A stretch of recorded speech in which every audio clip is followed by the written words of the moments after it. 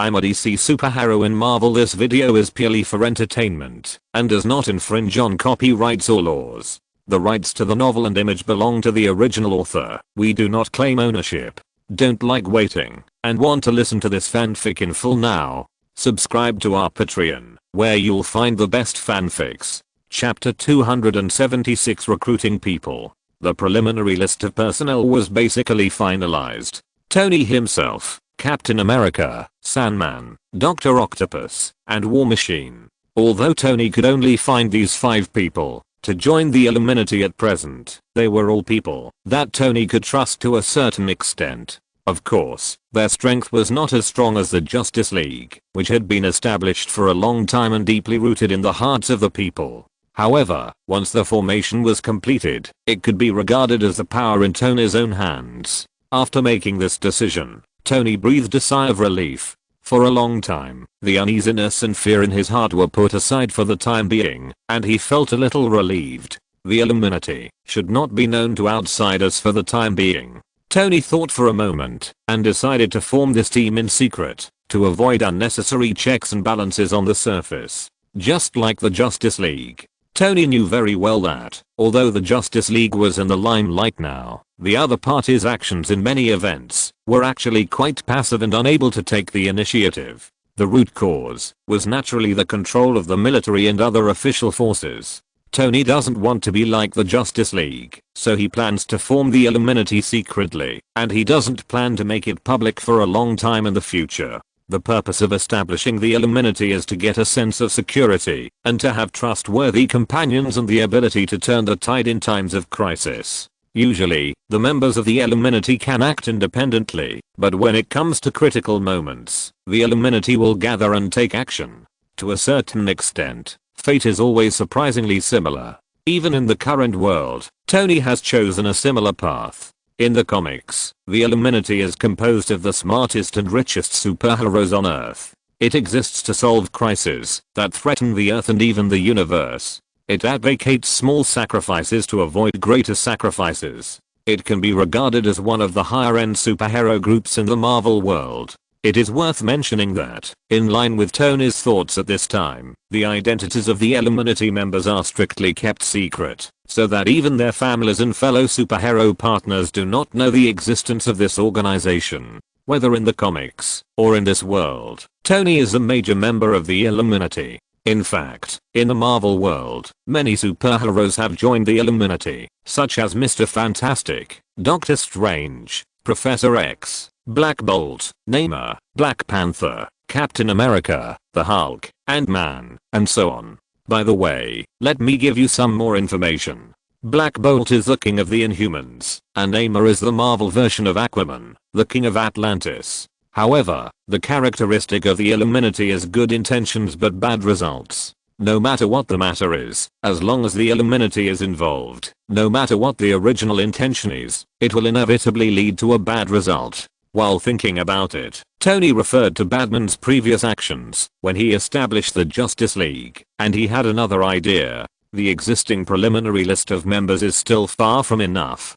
Tony pondered. We must find some new members who are trustworthy. Maybe we can train some people with special qualities and potential. He summoned Jarvis. Let me see the street heroes who have performed well recently. The list is as follows. Jarvis said, Kick-Ass, Punisher. After a pause, Jarvis said, Sir, maybe you would like to see another list, which includes Iron Fist, Luke Cage, Jessica Jones. Tony read the information collected by Jarvis one by one, his face calm. Jarvis, good job. As soon as he finished speaking, he seemed to realize something, and his eyes turned around on the virtual screen in front of him. Jarvis, maybe I can make a body for you and let you become my real helper. Washington. Anton signed the appointment letter and officially became the boss of the UFO Special Police Team, or the Men in Black, MIB. He didn't mean to refuse at all. It's a good thing to be a pie in the head. Becoming the boss of the Men in Black means that he has officially become a part of the authority. It can't be said that he has done things a lot more conveniently in the future, and it can even be said that he can do whatever he wants within the rules. This is your uniform. John Kohler clapped his hands when he saw Anton wearing a black suit. "You look good, very much like a director." "Thank you." Anton nodded. "This is all thanks to your arrangement. By the way," John Kohler said, "although this department is directly under the jurisdiction of the World Security Council, we still have an assistant for you, Agent Z. Z, come out and meet me." As Kohler said, a tall, expressionless man who looked to be in his 40s appeared in front of Anton. "This is Agent Z, the most outstanding agent in our intelligence department." Z. Anton raised his eyebrows. "Is that his name?" Kohler nodded. "Yes, Z is his code name, and also his name. Only on the day he truly retires can he use his real name again." "Do I only have one deputy?" Anton smiled. "Besides Z, can you let K and J help me? Otherwise, this is the first time I lead such a large department, and I'm under a lot of pressure." "Don't dream. We have given up our ace agent, which is already the limit. Except for Z, don't even think about anyone else." Kohler rolled his eyes. "If you want K and J, you'd better find them yourself. There are 26 letters in total. You can find O, M, T, C, H, anything you want. Anyway, you are the boss. Okay." Anton smiled even more. "I'll remember what you said about O, M, T, C, H when I find K and J. I'll use O, M, T, C, H as code names. There are 26 letters, and the available space is indeed not small. By the way, UFO SWAT team, forget it. Let's call it MIB. Men in Black sounds better. The World Security Council has already distributed your first mission, and they hope you can participate in the negotiations with Asgard. After all, Asgard is also an alien." John Kohler said. "In addition, you have a good relationship with Batman, and Batman seems to know a lot about Asgard, which may be helpful to the negotiations. There is even a god among you, Diana Prince. She seems to be the daughter of Zeus, right? It doesn't matter. Even if she is the daughter of Zeus, the negotiation is with the king of the Norse gods, Odin." Anton shrugged. "Of course, if you want to do so, that's no problem. I can participate in the negotiations. However, as far as I know, Asgard is better at using magic. Although in their view, magic is also a kind of technology, you still don't expect to get too many benefits. The key is that this is the first time that humans have had formal communication and contact with intelligent life from outer space, not to mention that they call themselves gods and look exactly like humans." Kohler nodded. "Forget it. Let's leave it at that for today. You can have a good chat with Z. You two will probably work together for a long time in the future. By the way, this book only refers to the timeline of the movie universe. Don't worry about the time for Marvel TV series and other film and television series. Just think of it as the author performing the power transforming method. I've tried my best to be reasonable. Please be aware of the above." Chapter 277. The headquarters is completed. Black Braised Egg is transferred. Anton did talk to Zed, and talked for a long time around the letter K. Zed said that he really didn't have a colleague named K. Anton could only express regret. If this is really the man in black, K should be Zed's subordinate. J is K's subordinate who was found later. As for the other letters, Anton is concerned about H played by Thor and M played by Valkyrie. It must be very interesting to put these people together. Of course, he doesn't know whether the Agent Z in front of him is the original boss Z of the Man in Black. This is actually not important. It's just Anton's bad taste as a time traveler. Soon, the next day arrived. Under the leadership of John Kohler, Anton and his deputy, Agent Z, attended the meeting organized by the World Security Council and communicated with Thor from Asgard in the name of the UFO SWAT team, that is, the boss of the Man in Black. The meeting lasted a whole day, and the Earth finally figured out some of the situation in Asgard. Although there is some disappointment, it is not a big regret. Asgard's power and status in the universe are definitely far greater than that of the Earth. Don't think Odin is an old guy. When he was young, he was definitely the top fighter in the Marvel world. In the universe, he must have a unique status and popularity. Thousands of years later, Odin retired to Asgard. There may not be many legends of Odin in the universe, but Odin's record can never be erased. In short, before Odin dies of old age due to the recurrence of old injuries, he must not be provoked, lest he fight to death. He will give you a hard time. Odin can definitely do this tactic of dragging people into the water. With Anton's reminder, the Earthside restrained a lot and decided to meet Asgard's conditions after learning that there was still an immortal god king in Asgard. In fact, Asgard has no conditions. There is only one condition of returning Loki to Asgard for trial. Asgard, with the concession of Thor, the first successor to the God King, also smoothly accepted many requests from the Earthside. In short, it is to exchange what you have, establish alliances, and help each other. The requirements are simple, but also very high. However, the Asgardians' ideas are not as complicated as those of the Earth. As the boss of the 9 realms, they have a kind of pride in their bones. In their view, even if the Earth is not their sphere of influence, as a neighbor, they also regard it as a forbidden delicacy. The words may be a bit exaggerated, but this is the fact.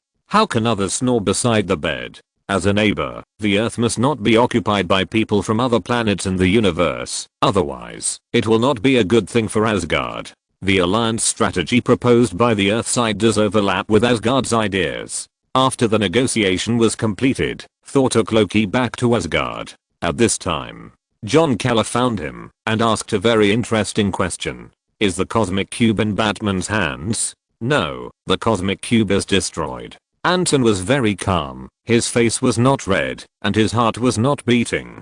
He said, the space opened by the New York War consumed a lot of energy. At that time, the energy released by the cosmic cube caused space resonance. Batman had no choice but to try every possible means to destroy the outer protective layer of the cosmic cube. In the end, the cosmic cube broke. Therefore, the space gate disappeared. Where are the fragments? Keller asked. The fragments are gone. Anton said, the fragments of the cosmic cube cannot be preserved and gradually dissipated. Keller was silent for a moment, looked at Anton deeply, and nodded. Well, anyway, the cosmic cube is not a good thing. Whether it is broken or not, it is best not to cause any trouble because of it. Don't worry. Anton said firmly, Mr. Keller, I don't need to lie to you.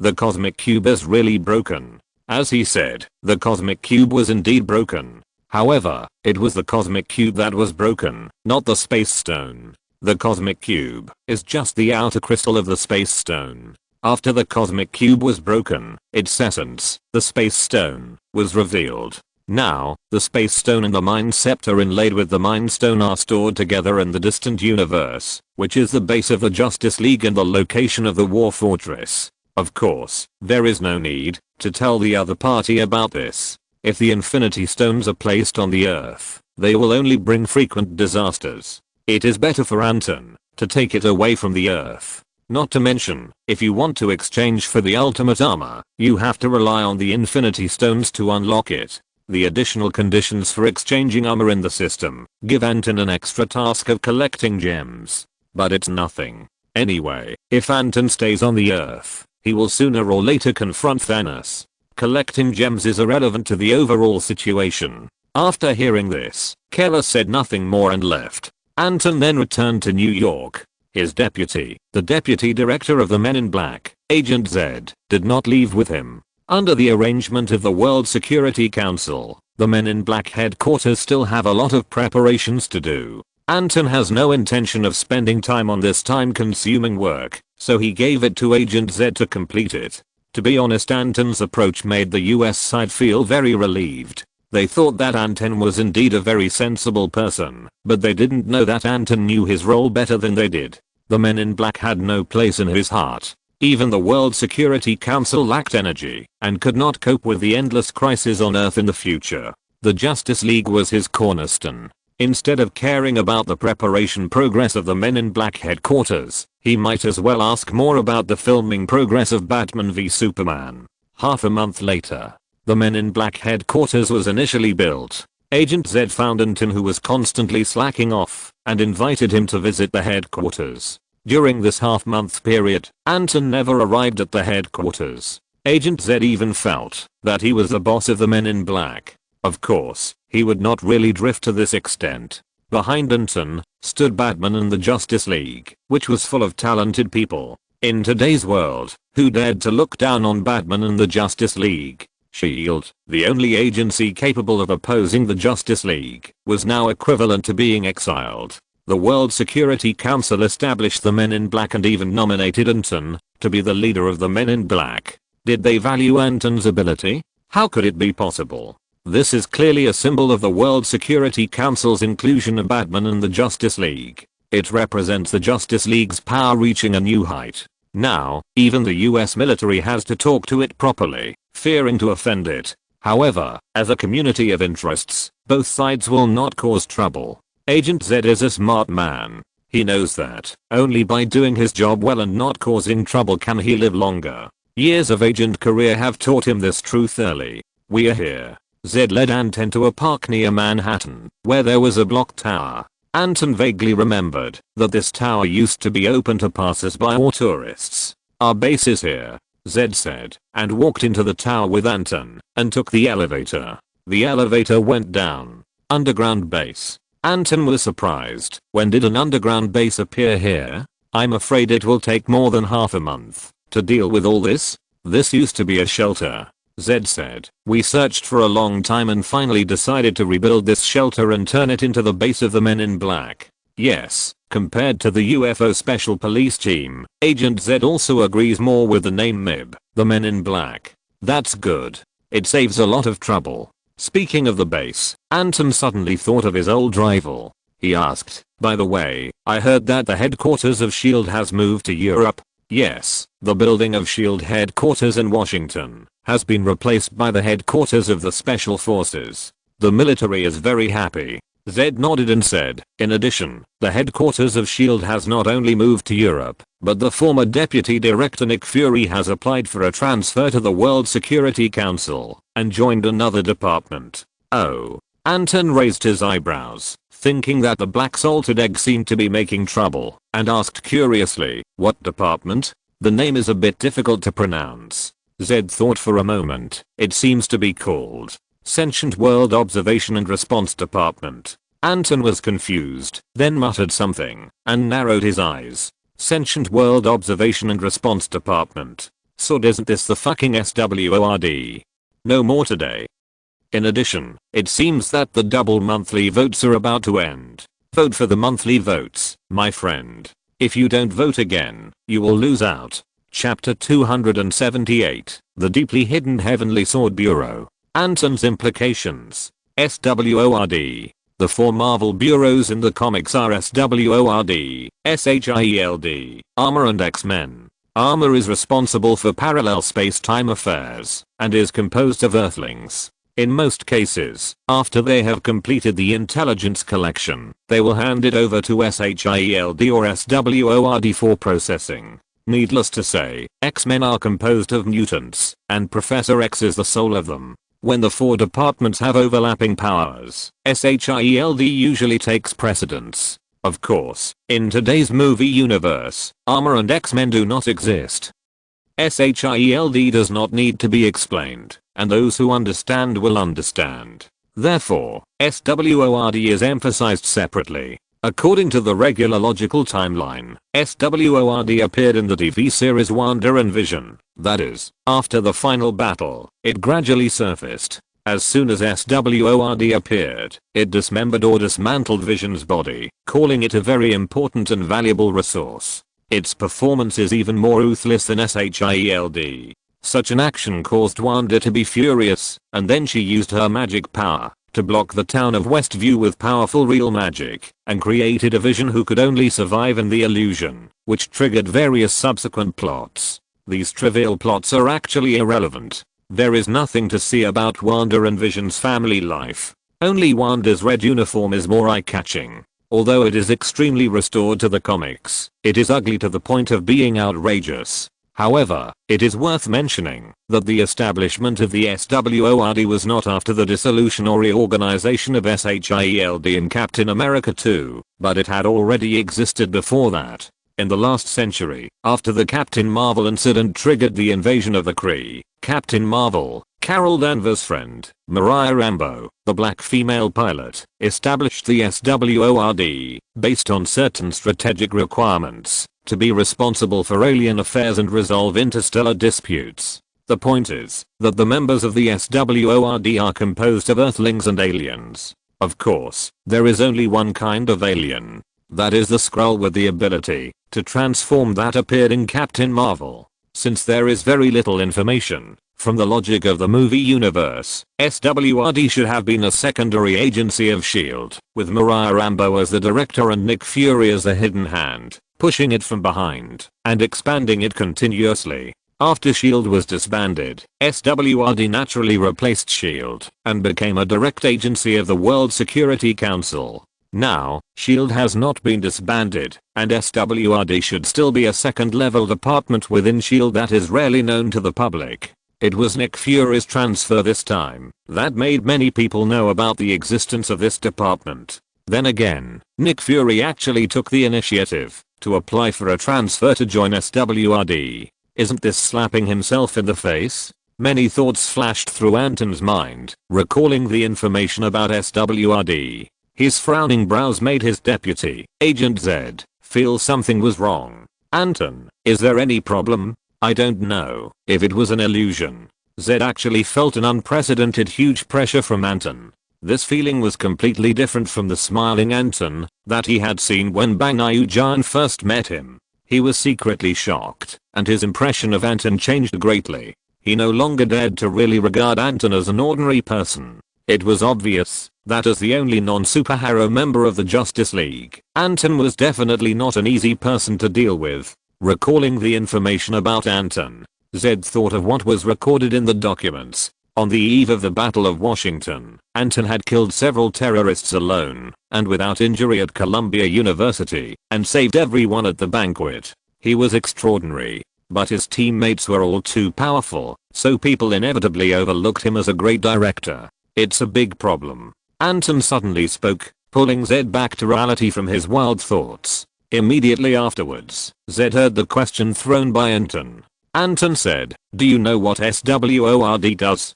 I don't know. Zed thought for a moment and said, "But I heard that SWORD is just a second-level department of S.H.I.E.L.D., roughly equivalent to S.H.I.E.L.D.'s intelligence department. This intelligence department is not simple. Since Zed is his deputy, and the work of the Men in Black in the future will most likely be carried out by Zed, Anton doesn't mind revealing some confidential information to him. I think you probably don't know that aliens invaded the Earth as early as the last century." What? Zed showed a surprised expression. He really didn't know. The information about the Kree invasion has always been a secret of various countries, and the United States has the most information, but it is not information that agents like Zed can access. At the very least, they have to be department heads. Usually, only John Keller's level will come into contact with aliens. Of course, the situation is different now. The existence of aliens is no longer a secret, and it has even become a hot news widely circulated in the market, and it is no longer rare. A lot of information about aliens is no longer of the highest confidentiality. They are called Kree. Anton said, in the last century, for some reason, the Kree invaded the Earth, but were beaten back in the end. Being beaten back in the last century, Zed was even more confused. He seemed to have heard a fairy tale. The Earth in the last century was definitely not as powerful as the Earth in this century, but facing alien invaders that could cross the vast universe, it was able to repel the enemy. Gulp. Zed couldn't help swallowing his saliva, and his face showed an undisguised horror. I don't want to tell you the details of what happened. Anyway, after that incident, SHIELD was established. Anton's tone turned calm, and he continued, "The point is, as far as I know, in that incident, an alien race sneaked into the Earth. There are probably only a few people in the world who know about this, and the organization that handled this is SHIELD. But what does this have to do with SHIELD?" Zed couldn't help but speak. In fact, an incredible idea came to his mind, but he didn't dare to believe it was true. If things were really as he thought, SHIELD would be too bold. The alien race is called the Skrulls. Those Skrulls have the ability to transform, and after the transformation, they can possess part of the person's memory for a short period of time. They are an alien race born with extraordinary abilities. Anton spoke slowly. The remarks revealed in this sentence completely verified Zed's guess. He widened his eyes and heard Anton's last sentence. I can be sure that SWRD is a department composed of Earthlings and aliens. At this time, a large part of the Skrulls hiding on Earth are operating around the world as members of SWRD. Agent Z was silent for a long time. As a member of the Men in Black organization and the deputy of the department boss Anton, he heard the hidden meaning from Anton's words. By the way, there is too little information about SWRD in the movie universe. I can only write it in combination with the information content of the movie and then compare it with my own understanding. However, most of the above are the comic settings I found. There may be some differences, but the difference will not be too big. Chapter 279 Aliens are around me. The reason why the Men in Black were established is because the Earth has been facing endless alien crises since the 21st century, especially in the past 2 years. From this perspective, the World Security Council decided to establish the Men in Black not entirely because they wanted to use Anton to clamp down on the Justice League to a certain extent, but also because the endless alien crises have indeed had a significant impact on the Earth. Now, people all over the world know that there are aliens, and none of the aliens we have met so far have a friendly attitude. Just like the Dark Forest Law. Simply put, the meaning of the Dark Forest Law is that once a cosmic civilization is discovered, it will inevitably be hit by other cosmic civilizations. In the universe, there is no friendship and mutual assistance, only mutual aggression, plunder, and conquest.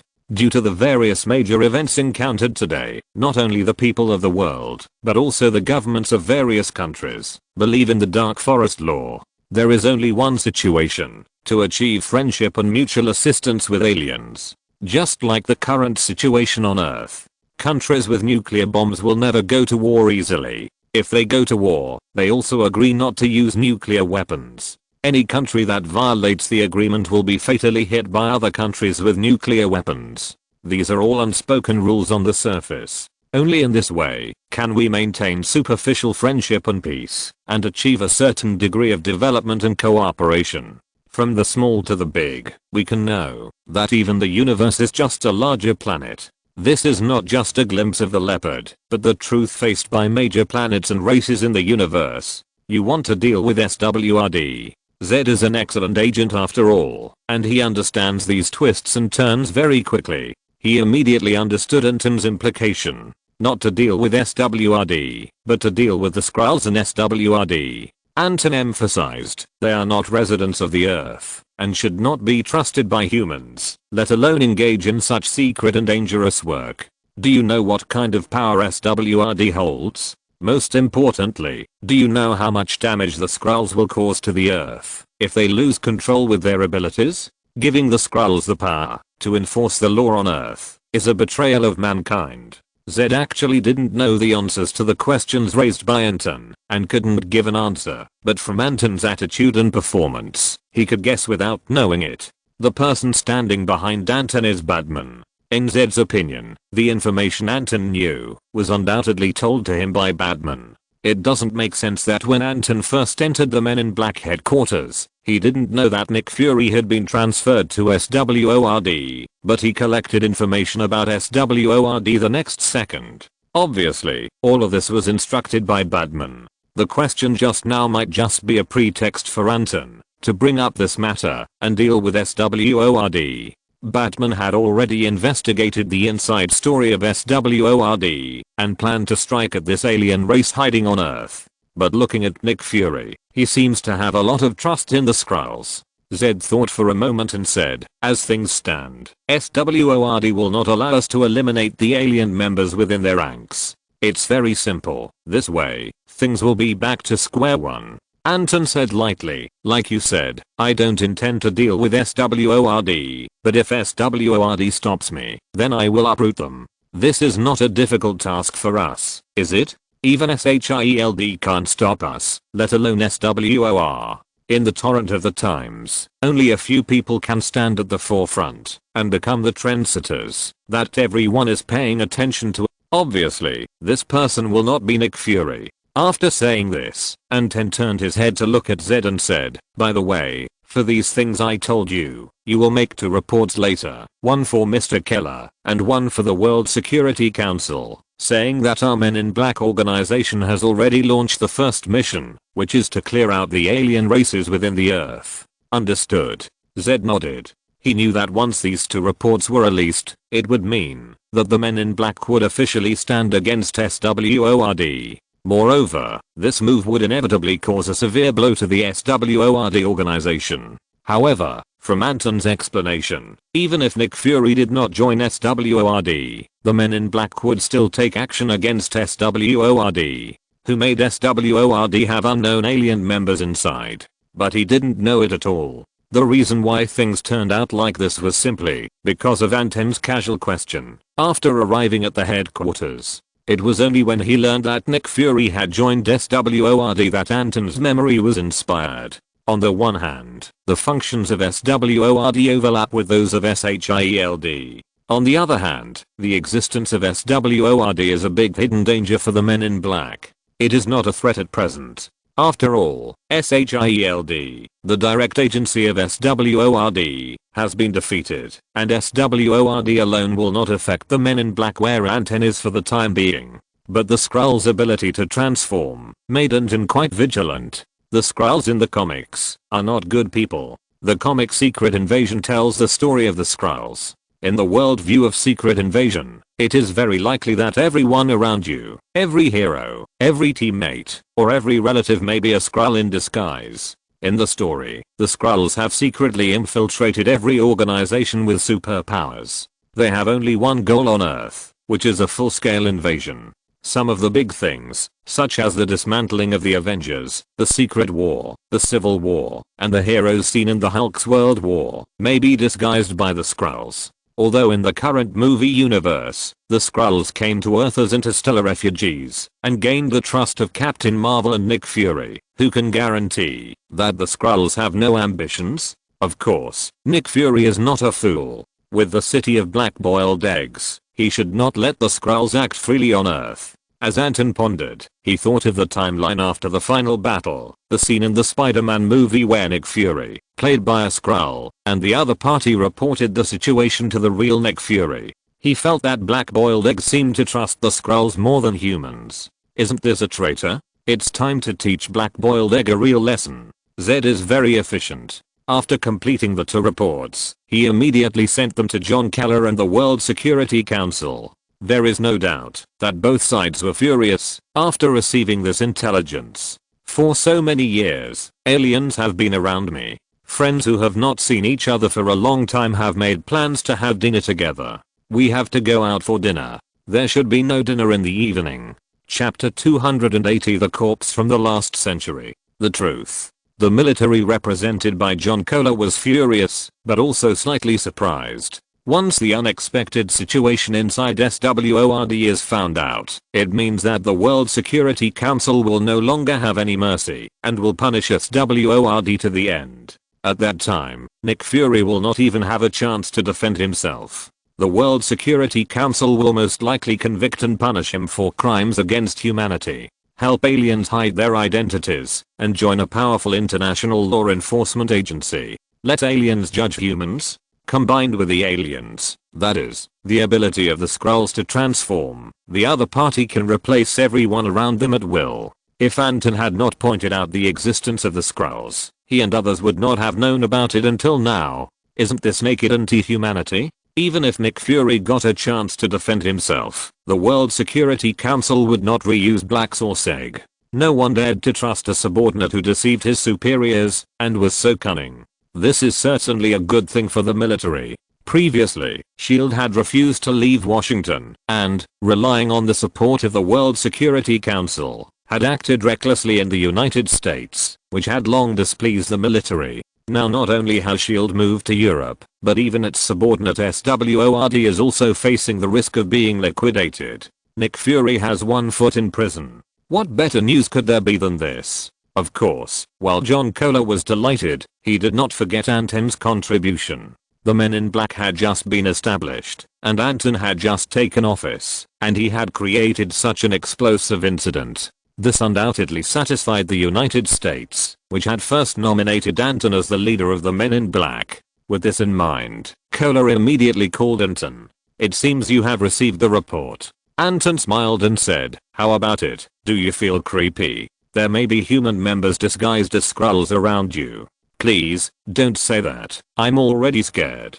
Claire said seriously. Anton, are you sure about the authenticity of this news? You know, if this news is true, the World Security Council will not let Nick Fury go. No one likes a disobedient and self-willed subordinate. Although Claire already believed the authenticity of the matter in his heart, he still wanted to hear the accurate answer from Anton. Of course. Anton knew what Keller wanted to hear and nodded. This is the news Batman gave me. When he was investigating SHIELD, he accidentally collected information about SWORD. It just so happens that you nominated me to be the boss of the Men in Black. This is the right time, the right place, and the right people. Then I'm relieved. Keller said, Nick Fury is going to be completely unlucky this time. By the way, regarding the abilities of the Skrulls, if he can really turn into any one of us, can you recognize them? It's difficult. Anton said, the Skrulls can change their appearance at will and disguise themselves as another person. Their memories can also be copied. It is almost impossible to find them. However, I remember that SHIELD obtained the body of a Skrull in the last century. Do you want to get that body and work out a way to deal with them? Keller suddenly realized. Not bad. Anton nodded. The Justice League has the best research team in the world. Reed Richards' scientific research ability is no less than Tony Stark. Bruce Banner used to be a member of your military. You know him better than me. There are also Curtis Connors, Dr. Lizard, etc. As long as you can help me get the Skrull's body to the Men in Black headquarters, I can definitely give you a solution. Okay. Keller nodded. I will take care of this matter. I will contact the American representative of the World Security Council and ask him to come forward to get the Skrull's body and hand it over to the Men in Black organization. By the way, I think it may not be that simple for the World Security Council to deal with SWORD. If you need it, you can contact me at any time. Anton said, as the boss of the Men in Black, I'm happy to serve. Don't worry, we won't be polite to you. Keller finished speaking and hung up the phone. The cooperation between the military and Anton has always been relatively pleasant. Although each of them has inevitable little thoughts, they have always been consistent in the general direction.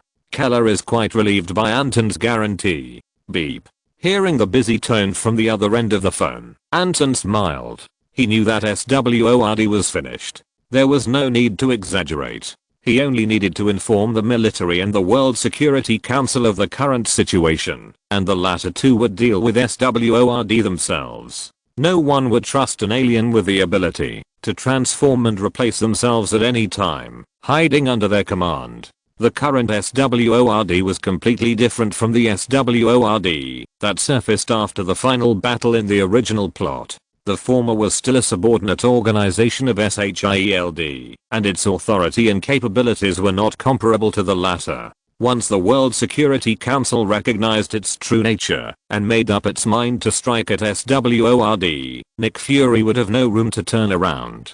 The only ones who could launch a counterattack were the Skrulls with the ability to transform. Anton remembered that among the Skrulls, the strongest copycat alien, that is, the Super Skrull, could even copy the abilities of the imitated. In other words, if the Super Skrull becomes the Stone Man in the Fantastic Four, he will also have the ability of the Stone Man, with infinite strength and invulnerability. If there is a Super Skrull in this world, it will definitely lead to extremely terrible consequences. Although there is no setting for Super Skrulls in the movie universe for the time being, Anton has seen Marvel's plan for its own universe in various short videos and news information. Secret Invasion is on the agenda. This shows that some comic settings will definitely appear in the movie. Super Skrulls may have already appeared. Among today's superheroes, there may have been replacements. Nick Fury, the result of all this is that you are too self-righteous, but you can't blame me. Anton put down his phone and sneered.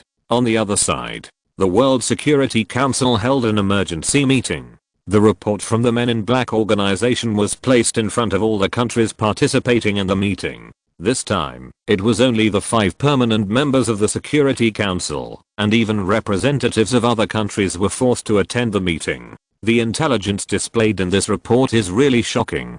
Last century, when the Kree invaded, there were indeed reports that S.H.I.E.L.D. collected an alien corpse. The US representative said, after research, the corpse was sealed away. If I'm not mistaken, this corpse is the Skrull we are going to discuss today. Chapter 281. The Heaven Sword Bureau is finished. The Black Salted Egg ran away. From the report, submitted by the Men in Black, SHIELD concealed a large part of the necessary intelligence during the Kree invasion in the last century. Rabbit said lightly, however, considering that the director at the time was Alexander Pierce, a member of Hydra, all this seems to make sense.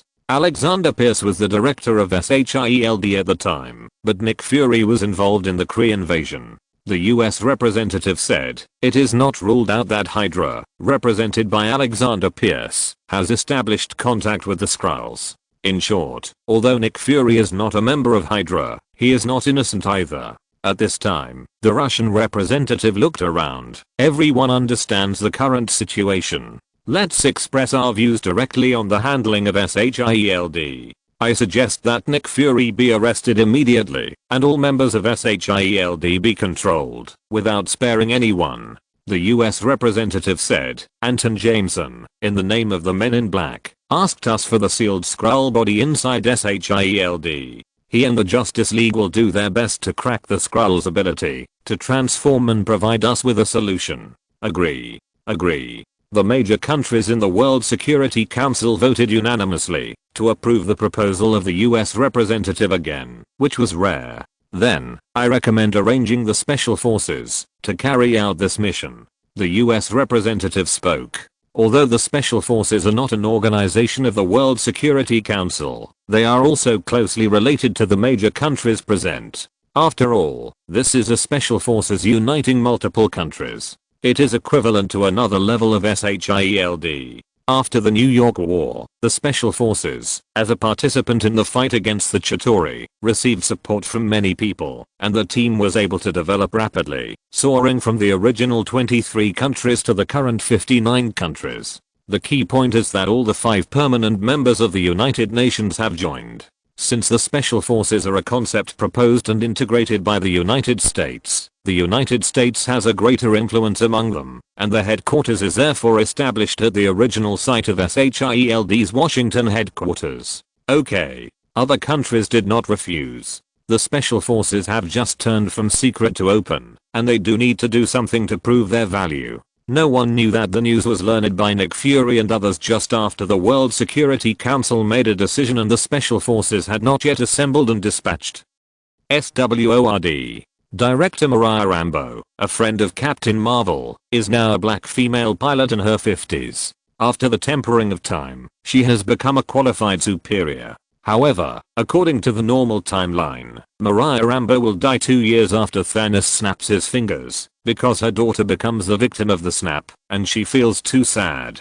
After that, Tyler Hayward, the culprit who dismantled Vision, and is suspected by many to be a Skrull, will become the acting director. Of course, several years before the snap, Mariah Rambeau was still the director of SWORD, and Tyler Hayward was just an agent under her command. We are exposed. She looked at Nick Fury in front of her and said in a deep voice, the World Security Council took direct action against us. The Special Forces have set off. We will not have any chance to defend ourselves and will be punished for crimes against humanity. Nick, you are their key target. I know. Nick Fury had a blank expression on his face, but he could see a bit of dejection in his eyes. Years of hard work, all lost in one day. Batman. Nick Fury frowned as he pondered. He couldn't figure out what went wrong with his arrangements and plans. According to the information they received, Batman and his team, the Black Organization led by Anton, had a clear understanding of the situation of SWORD, and even most of the information about the Skrulls. If not for this, the current situation would not be so bad. He had worked for the World Security Council for many years, but now he didn't even have a chance to defend himself.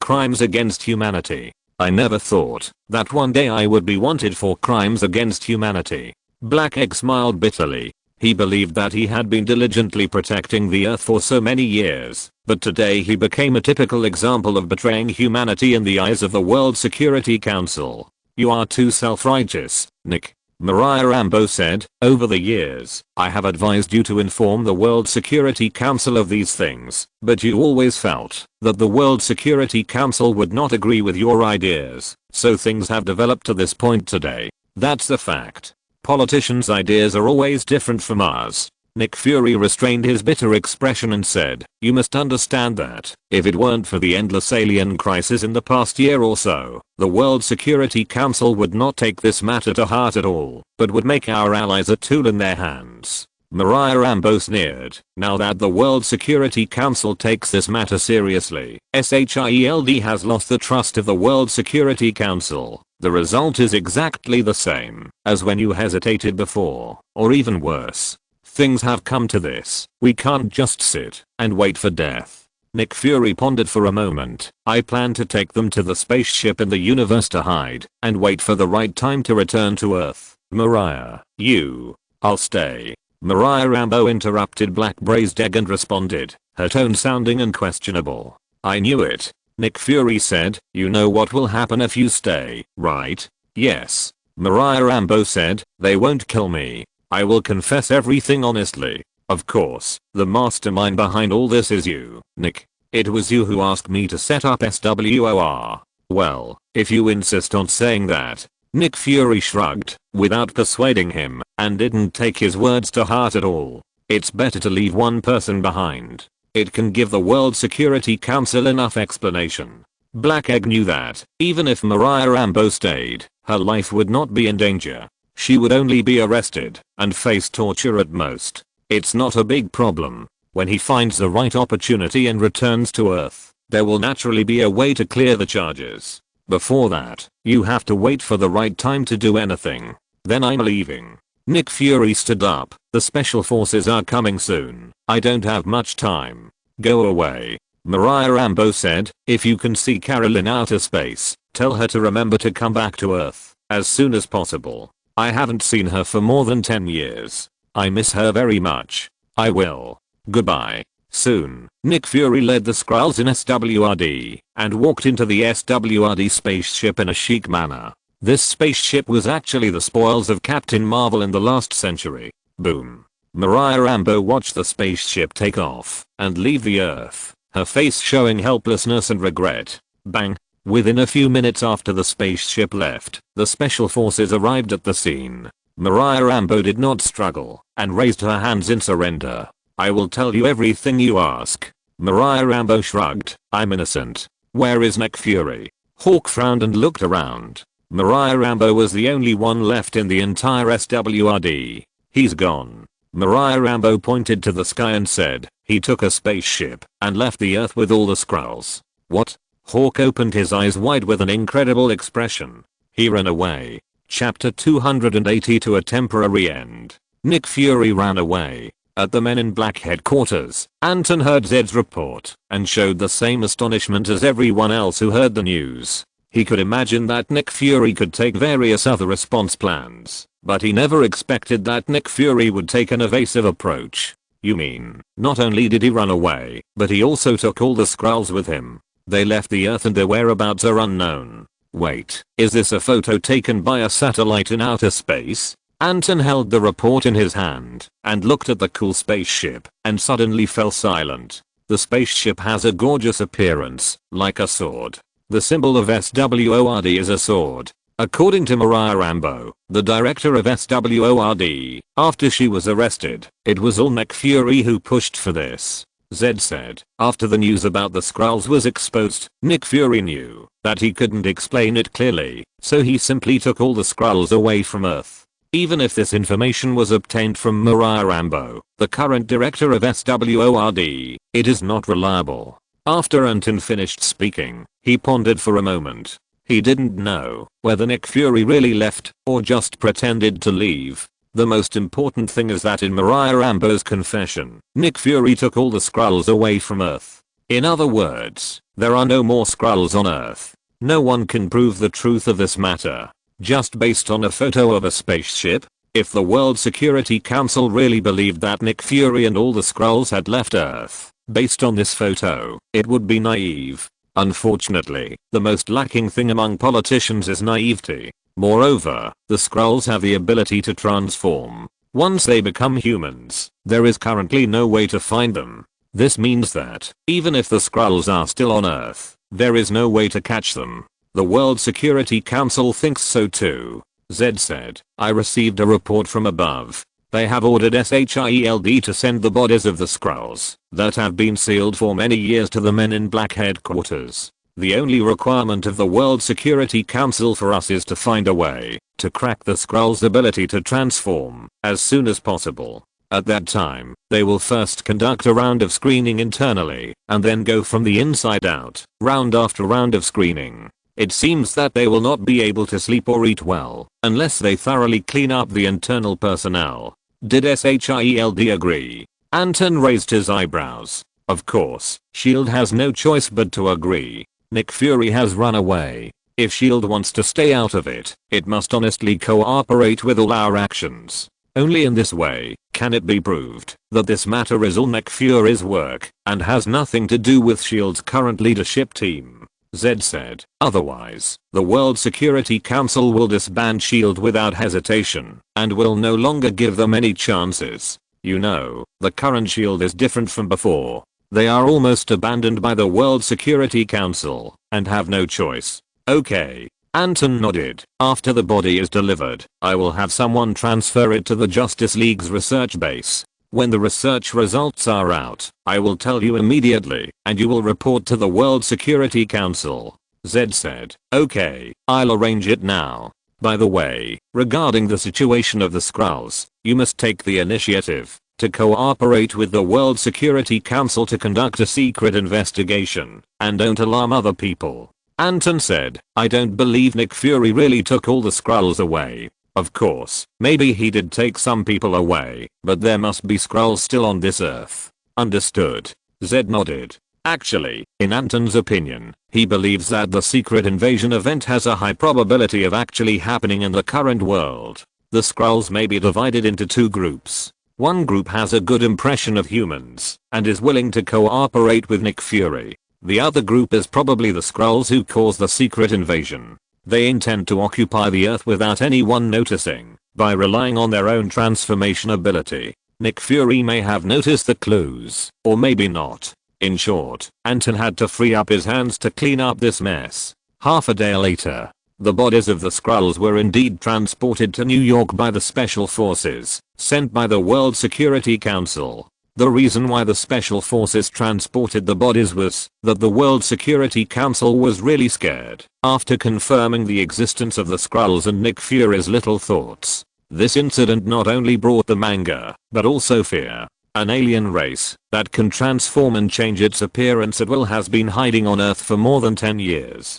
If this race is really allowed to grow and develop on Earth and carry out a secret invasion, then who will have the final say on Earth in the future? Humans or aliens? Will all these politicians from various countries be gradually replaced by these aliens in human appearance? This terrible consequence that can be seen with the naked eye makes the World Security Council urgently need a method to crack the aliens' ability to transform and identify each other. At present, it seems that Anton has exposed this matter, which means that Anton, or Batman behind Anton, has more information than the World Security Council. In addition, Anton is the boss of the Men in Black under their command. Under the current circumstances, the World Security Council is certainly willing to give Anton and Batman enough trust. For Anton, he does have a lot of confidence that he can come up with a technology to crack the Skrulls' ability to transform. In the story of the secret invasion of the comics, the most critical node is probably that Mr. Fantastic in outer space has developed a machine that reveals the true form of the Skrulls. After this, the superheroes on the Earth, and even the supervillains, can truly identify the identity of the enemy and us, and thus gain the upper hand and reverse the entire situation. And Mr. Fantastic, Reed Richards, is now under Anton's command, and is a member of the Justice League. Although the settings of the movie and the comics are different, Anton is still quite convinced of Mr. Fantastic's ability. I'll leave this body to you. Hawk, the commander of the Special Forces, said to Anton with emotion, I can't believe that there were aliens hiding on Earth as early as the last century. For so many years, we knew nothing about it. Don't worry, this matter has come to an end for the time being. Anton said, we will quickly develop technology to expose the true form of the Skrulls, and will not let the Skrulls succeed in their ambitions. Hawk asked, So, you also think that the Skrulls have not all left the Earth? This question is meaningless. Anton said, if I really believe that the Skrulls can leave the Earth under the leadership of Nick Fury, then I will not report to the World Security Council that Nick Fury has been hiding aliens for more than 10 years. Do you understand what I mean? It makes sense. Hawk was silent for a moment, then said goodbye and left. A moment later, Reed Richards, with his 3 friends, quickly rushed to the headquarters of the Men in Black. They were all shocked when they saw the corpse of a Skrull with green skin, strange appearance, but limbs similar to humans, sealed in a jar filled with formalin.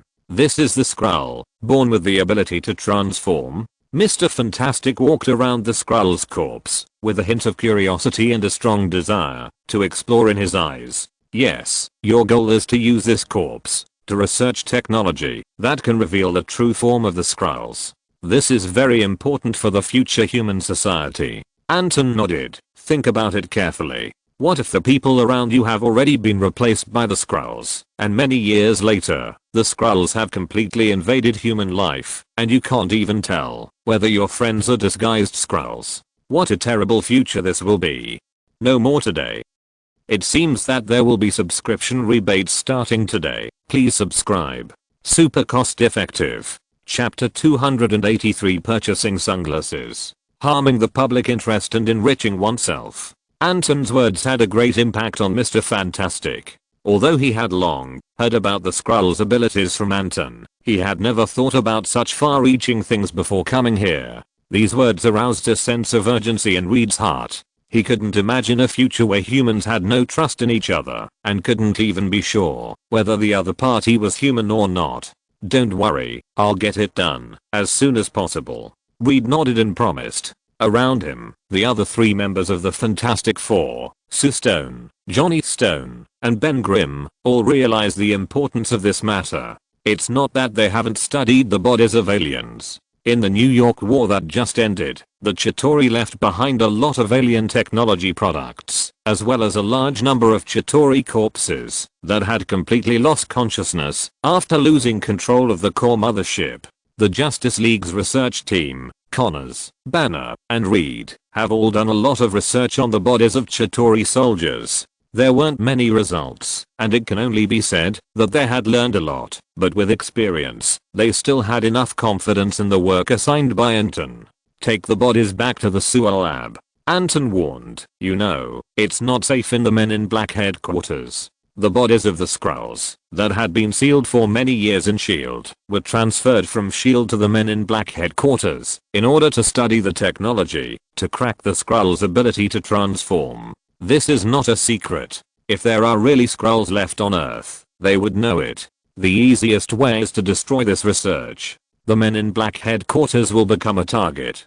To avoid this, the bodies must be transferred, and a safe place must be found for a search. At that time, even if the worst happens, and the Men in Black headquarters becomes a target of enemy attack, it will only cost a little more money to renovate the headquarters. Anyway, Anton has a lot of money in his hands, and he doesn't know how to spend it now. Okay. After Reed and others agreed, they transported the Skrull bodies away. Anton was also ready to leave, but Zed suddenly appeared beside him. Anton, we are a little short of manpower, Zed said. Do you have any suggestions in this regard? It's up to you. Anton shrugged. I don't have any candidates worth recommending. You know, those people are superheroes, and I don't have the power to mobilize them. After a pause, however, I recommend that you go to major police stations across the United States to poach people. Those elite police officers are talents. Makes sense. Zed suddenly realized and nodded. I'll do it right away. By the way, wait a minute. Anton was about to leave when he remembered something. He took out a pair of sunglasses from his pocket and handed them to Zed, saying, these sunglasses are for you. Thank you for your gift, but do you know it's nighttime now? Zed took the sunglasses, looking puzzled. This pair of sunglasses is the latest technology of Wayne Company. It can be used for video, audio, and video recording. In addition, it is equipped with a positioning system, a thermal scanning device, night vision, and can be used to transmit information and make phone calls. The technical content is not low. Anton said, even if it is at night, you will not have any effect on you if you wear this pair of glasses. Good stuff. Zed's glasses lit up, and his temperament changed instantly when he put on the sunglasses. So, how can the men in black be without sunglasses? Seeing this, Anton nodded with satisfaction. A pair of sunglasses requires a lot of technology. The high technical content means that the cost is very high, at least hundreds of thousands of dollars a pair. However, considering that Wayne Company and I have a good relationship, even if you buy a pair of sunglasses for $300,000. Wait, isn't this a gift for me? Zed's face rose. I gave you this pair, but I plan to let the Men in Black organization purchase a batch of supplies, and sunglasses are one of them. You can talk to Wayne Company. I have almost made a list with them. Anton said, don't we have a lot of funds? It's a waste if you don't use them. As he said that, he waved his hand and left the headquarters. Zed looked at Anton's back, dumbfounded. He always felt that, although Anton's words were convincing, he was just using public resources for personal gain. What do you mean Wayne Company has a good relationship with you? Isn't Wayne Company yours? Anton drove away from the headquarters. On the way, he bypassed most of the Manhattan blocks. At this time, after the New York War, all the major blocks and buildings in Manhattan were severely damaged and are currently being rebuilt. The major construction companies in New York took advantage of every opportunity and smiled until their mouths could not close. Judging from the progress of the project, even if it is rebuilt at the fastest speed, it is estimated that it will take about half a year for Manhattan to recover half of its former prosperity.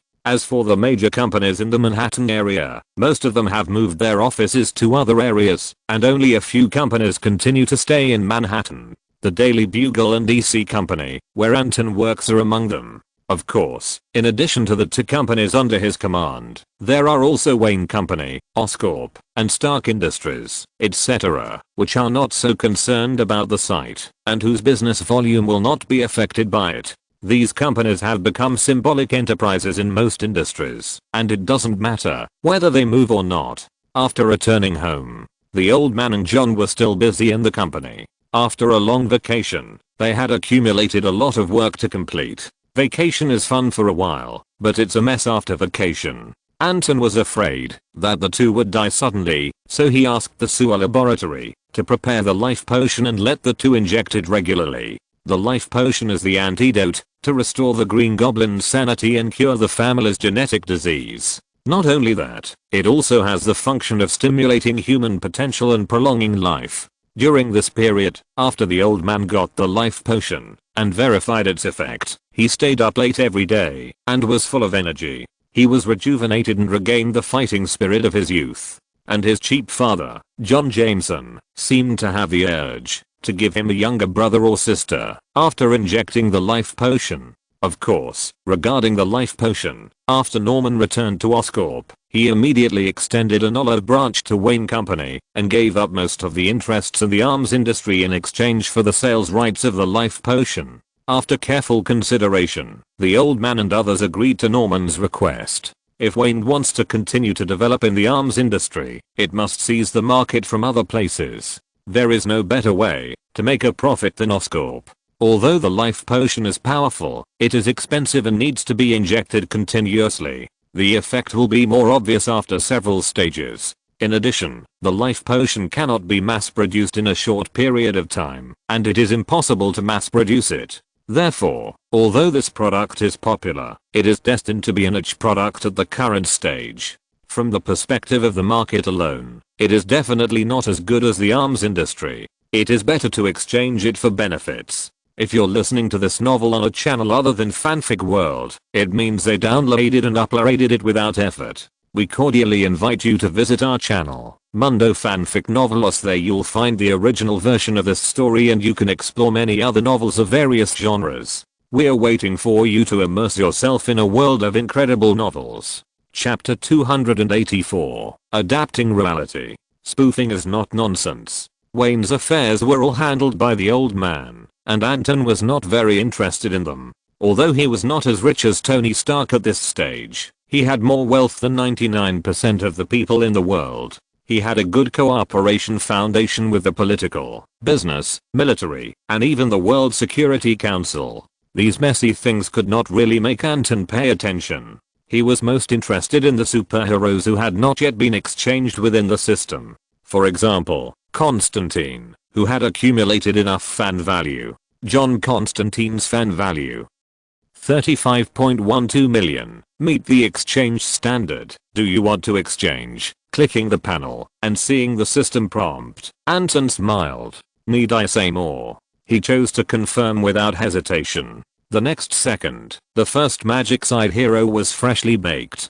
After dealing with Constantine, Anton's next target was naturally placed on Superman. After the broadcast of the TV series Smallville, Superman's fan value has now exceeded 60 million. In Anton's conception, another movie might be able to push Superman's fan value to the exchange standard. At that time, not to mention punching Odin and kicking Thanos, at least it would not be a big problem to press the gods like Ego to the ground. Of course, after experiencing endless crises on Earth, people all over the world have fallen into a state of distrust of the so-called aliens. In this case, it seems not ideal to force people to accept the setting of alien heroes. Fortunately, Thor, the god of thunder from Asgard, has established a good relationship with the Earth on behalf of Asgard, and has made a great contribution in the New York War. Through the media broadcast at the time, people also recognized Thor, the alien from another planet, who is also the so-called god on Earth,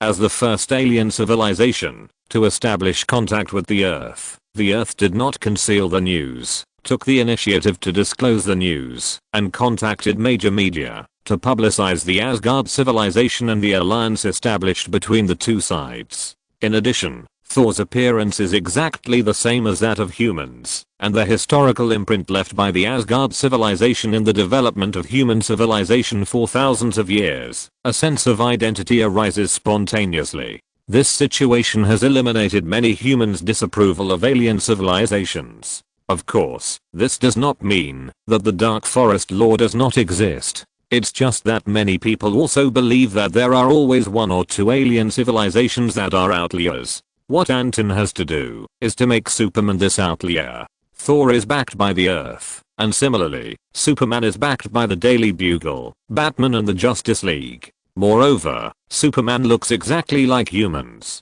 In Anton's view, there is a very high probability that Superman will break the inherent prejudices of humans at this stage and gain people's welcome and support. In Batman v Superman, Batman almost killed Superman, and in the end these two people joined forces to defeat Doomsday. Well, it's a normal routine, showing the spirit of unity of the Justice League. Anton touched his chin. After a moment's silence, he planned to go to Los Angeles to visit the crew. Anyway, New York, which had just experienced the Battle of New York, didn't seem to have anything else to do. Zed was in charge of all the work related to the headquarters of the Men in Black. The old man was in Wayne Company, Eddie was in the Daily Bugle, Betty was in DC. As a hands-off boss, he could go wherever he wanted. In addition, Constantine had already come out, so Anton had room to intervene in the invasion of the Hell Dimension that Johnny Blaze would inevitably encounter. Even if Mephisto was involved, it was Constantine's fault, not Anton's.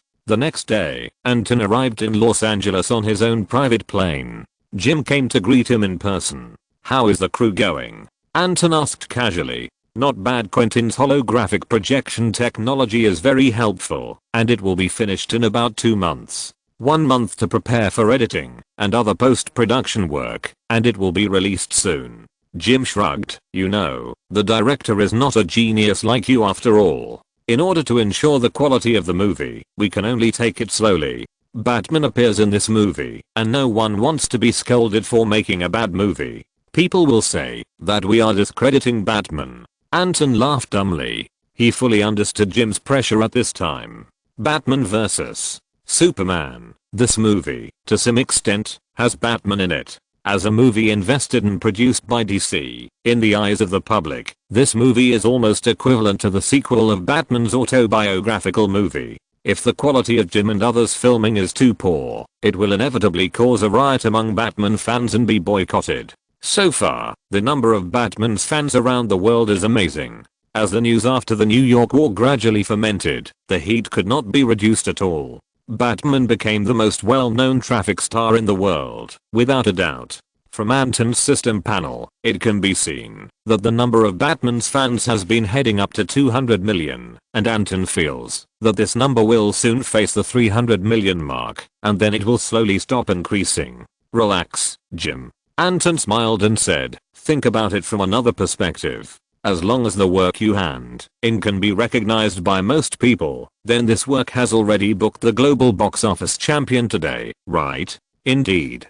Jim smiled. As Anton said, although the pressure is great, the gains are greater. In this era, who can refuse to watch a movie about Batman? By the way, Jim said, Anton, after filming Constantine, what is your next movie going to be? Or, do you plan to continue to rest? Of course I'm going to rest. Anton said, I'm not a workaholic.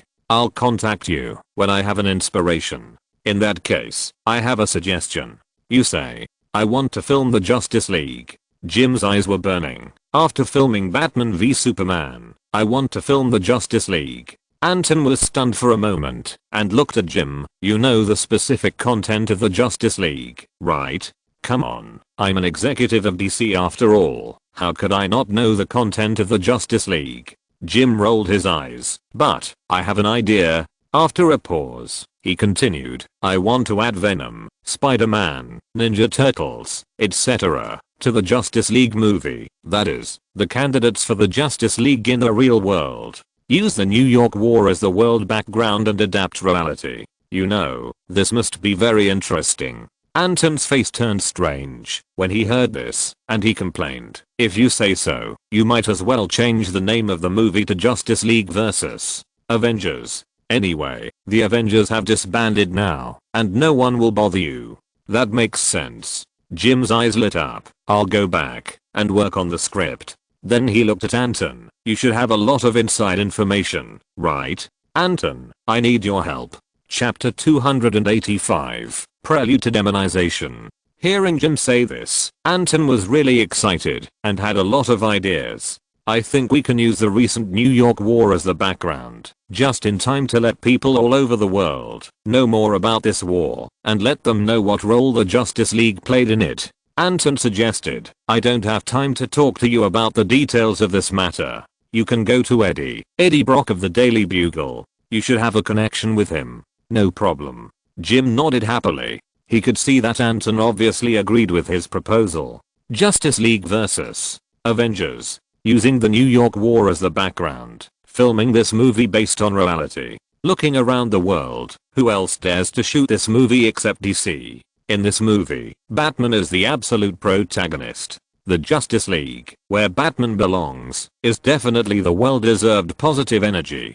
This means that the opponents of the Justice League, the Avengers, and all members of the Avengers will become undoubted clowns. It should be noted that, although the Avengers have disbanded, their members have not disappeared. Most of them, such as Iron Man Tony Stark, Harry Osborn of Osborn, Captain America Steve Rogers, etc., are still active in the public eye. Each of these people has a good background.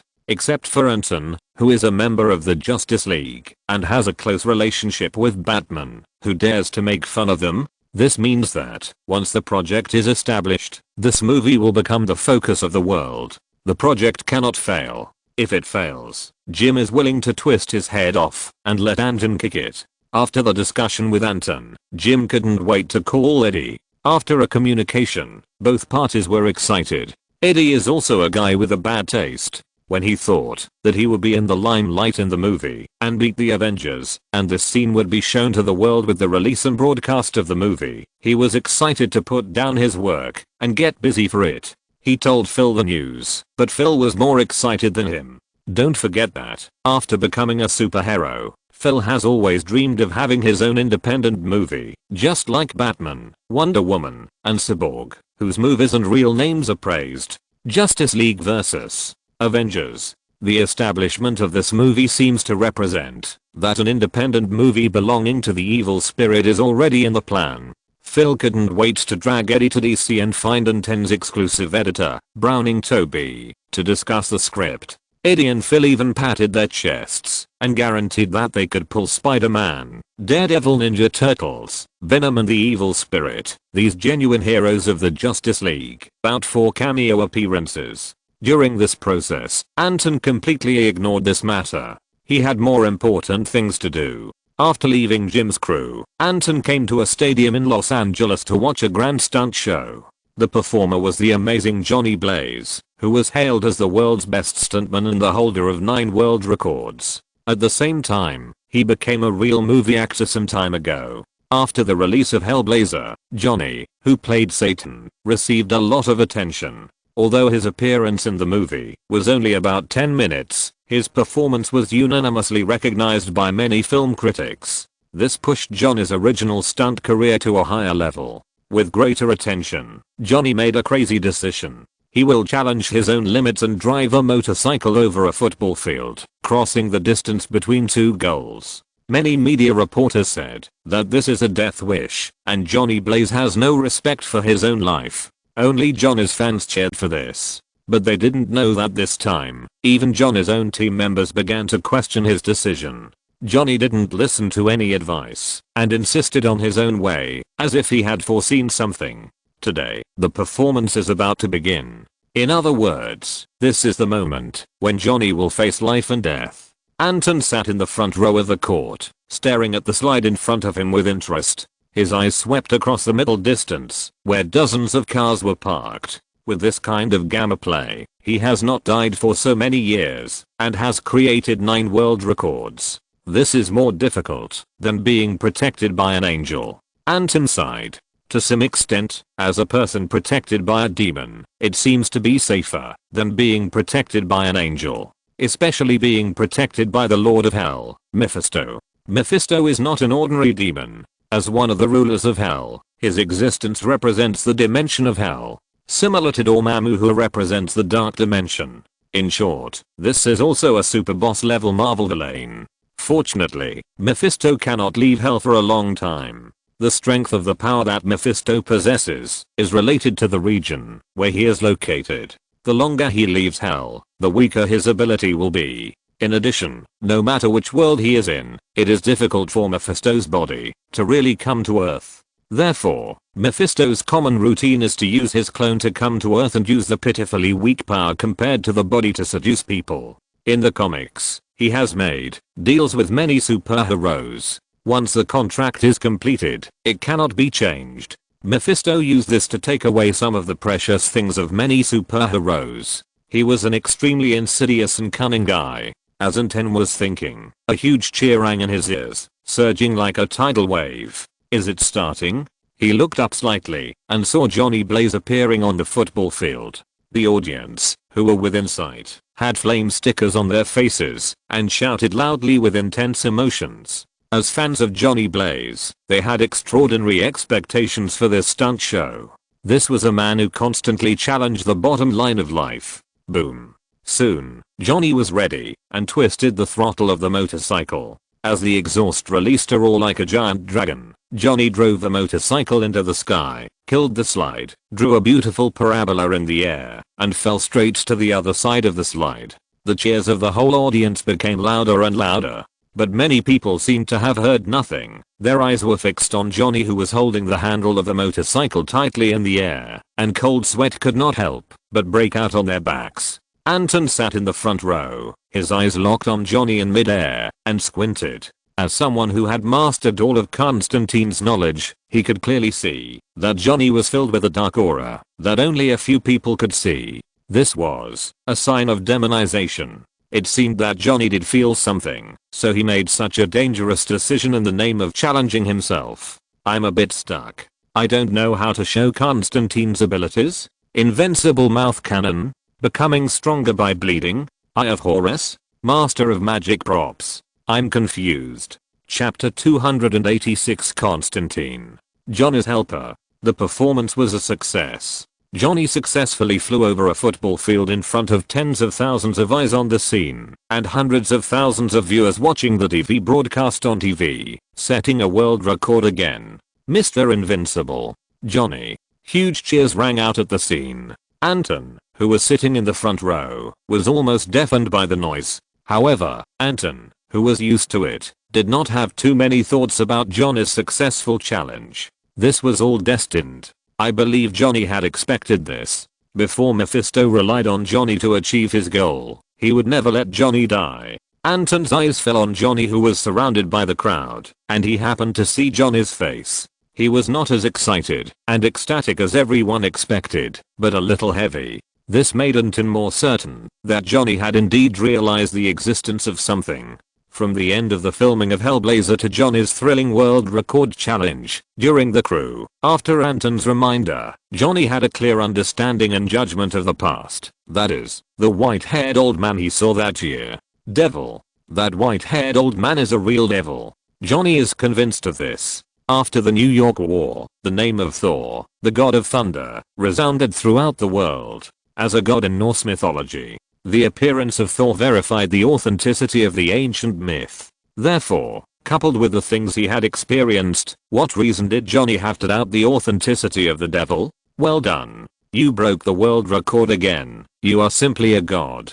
Oh my god, my heart is about to jump out. Johnny. The team members surrounded Johnny Blaze tightly. Johnny forced a smile and nodded, and a trace of joy was barely squeezed out of his face. The people around him were extremely excited and did not notice anything wrong with Johnny. Suddenly, Johnny's eyes passed through the gap in the crowd and fell on Anton in the front row, and his eyes suddenly lit up. Make way. He pushed the team members in front of him and walked towards Anton. However, seeing him coming, Anton smiled slightly, stood up and walked into the internal passage of the stadium, and soon left his sight. Wait, Anton. Johnny's face changed slightly. He didn't understand why Anton was hiding from him. When he finally squeezed out of the crowd, Anton had already disappeared. Johnny stood there, his face blank. He felt as if Anton had given up on him. Thinking of the words Anton had promised him when they were in the crew, he couldn't help but clench his fist. Others will never have the obligation to help him. Johnny has grown up for so long and experienced a lot of hardships. He has long understood this truth. He smiled bitterly and turned to greet his team members. Let's go. Let's go celebrate. The team members surrounded him again. On the other side, Anton had already left the stadium. It was not quite what Johnny thought. It was not that he was unwilling to help Johnny, but that it was not the right time to communicate inside the stadium. Helping Johnny solve the invasion of the Hell Dimension at least represented millions of justice points. Such a benefit that came to his door should not be missed. Anyway, the appearance of the clone would not be a loss for him as the original body. Just now, Johnny had gone through a highly anticipated challenge. There were tens of thousands of eyes on the scene, plus hundreds of thousands of viewers watching before the TV broadcast. His true form would definitely be exposed. This was unnecessary. As a well-known director, Anton is the only non-superhero member of the Justice League, and a super celebrity with more social media fans than Tony Stark. Once he meets Johnny on TV, it will inevitably attract the attention of some people. This is not the result Anton wants to see. He came to watch Johnny's stunt today just to confirm Johnny's condition. The real contact should be made by Constantine. Soon. Night fell. Johnny returned to his residence in Los Angeles after the carnival. He did not drink, so his mind was very clear. Drinking would give him nightmares. Every time he tried to drink, he would break out in a cold sweat. Before, he didn't understand this at all and thought he was sick. It was not until not long ago that he finally understood why this was happening. It was because of that nightmarish incident when he was young. Sitting on the sofa at home, turning on the TV, a special program about howler monkeys on the Discovery Channel sounded in his ears. This should have been the TV program he was most interested in, but Johnny looked very blank at this moment, staring blankly at the TV in front of him, his eyes unfocused. In fact, there was one thing he hadn't told anyone. Whenever he challenged his limits, when he was riding a motorcycle, flying over any challenging distance, when he felt that he couldn't make it, and that he would definitely die, there would be an inexplicable force holding him up, allowing him to just complete his goal. 9 world records. No, this is the 10th time, and it's always the same. Johnny used to think it was an illusion, but now he is very sure that his feelings are real, including the next time At the most dangerous moment, he will still rely on this unknown power to succeed. All this is not because he has the ability, but because someone is silently helping him behind the scenes. This help is not unrequited. The reason for silence is that the other party has a greater demand. Dang dang dang. At this time, there was a knock on the door. Who? Johnny came back to his senses and frowned slightly, thinking it was the agent who had just sent him back to the house, Mark. So he stood up and walked towards the door. But then he stopped, and cold sweat appeared on his back. If it was Mark, he would not knock on the door like this. The most important thing is that Mark has the key to his house. Who is it? Johnny clenched his fists, picked up the helmet beside the house, waved it twice, and slowly walked towards the door. I'm here to help you. Suddenly, a voice sounded at the door. My helper? Johnny thought for a moment, opened the door, and saw a very unfamiliar figure. This was a blonde man who looked so handsome that he didn't care about his appearance. In Johnny's sight, the other party was wearing a beige windbreaker, leaning on the railing next to the door, pinching out the cigarette in his hand, turning his eyes to himself, and then showing a meaningful smile. Please introduce yourself. The blonde man said, my name is John Constantine, and I'm a magician. Magician? Johnny was stunned. You don't have to say anything. I know who you are and everything you've been through. Constantine said, and the last sentence quickly gained Johnny's trust. Anton asked me to come. Chapter 287 Origin. Spirit of Vengeance.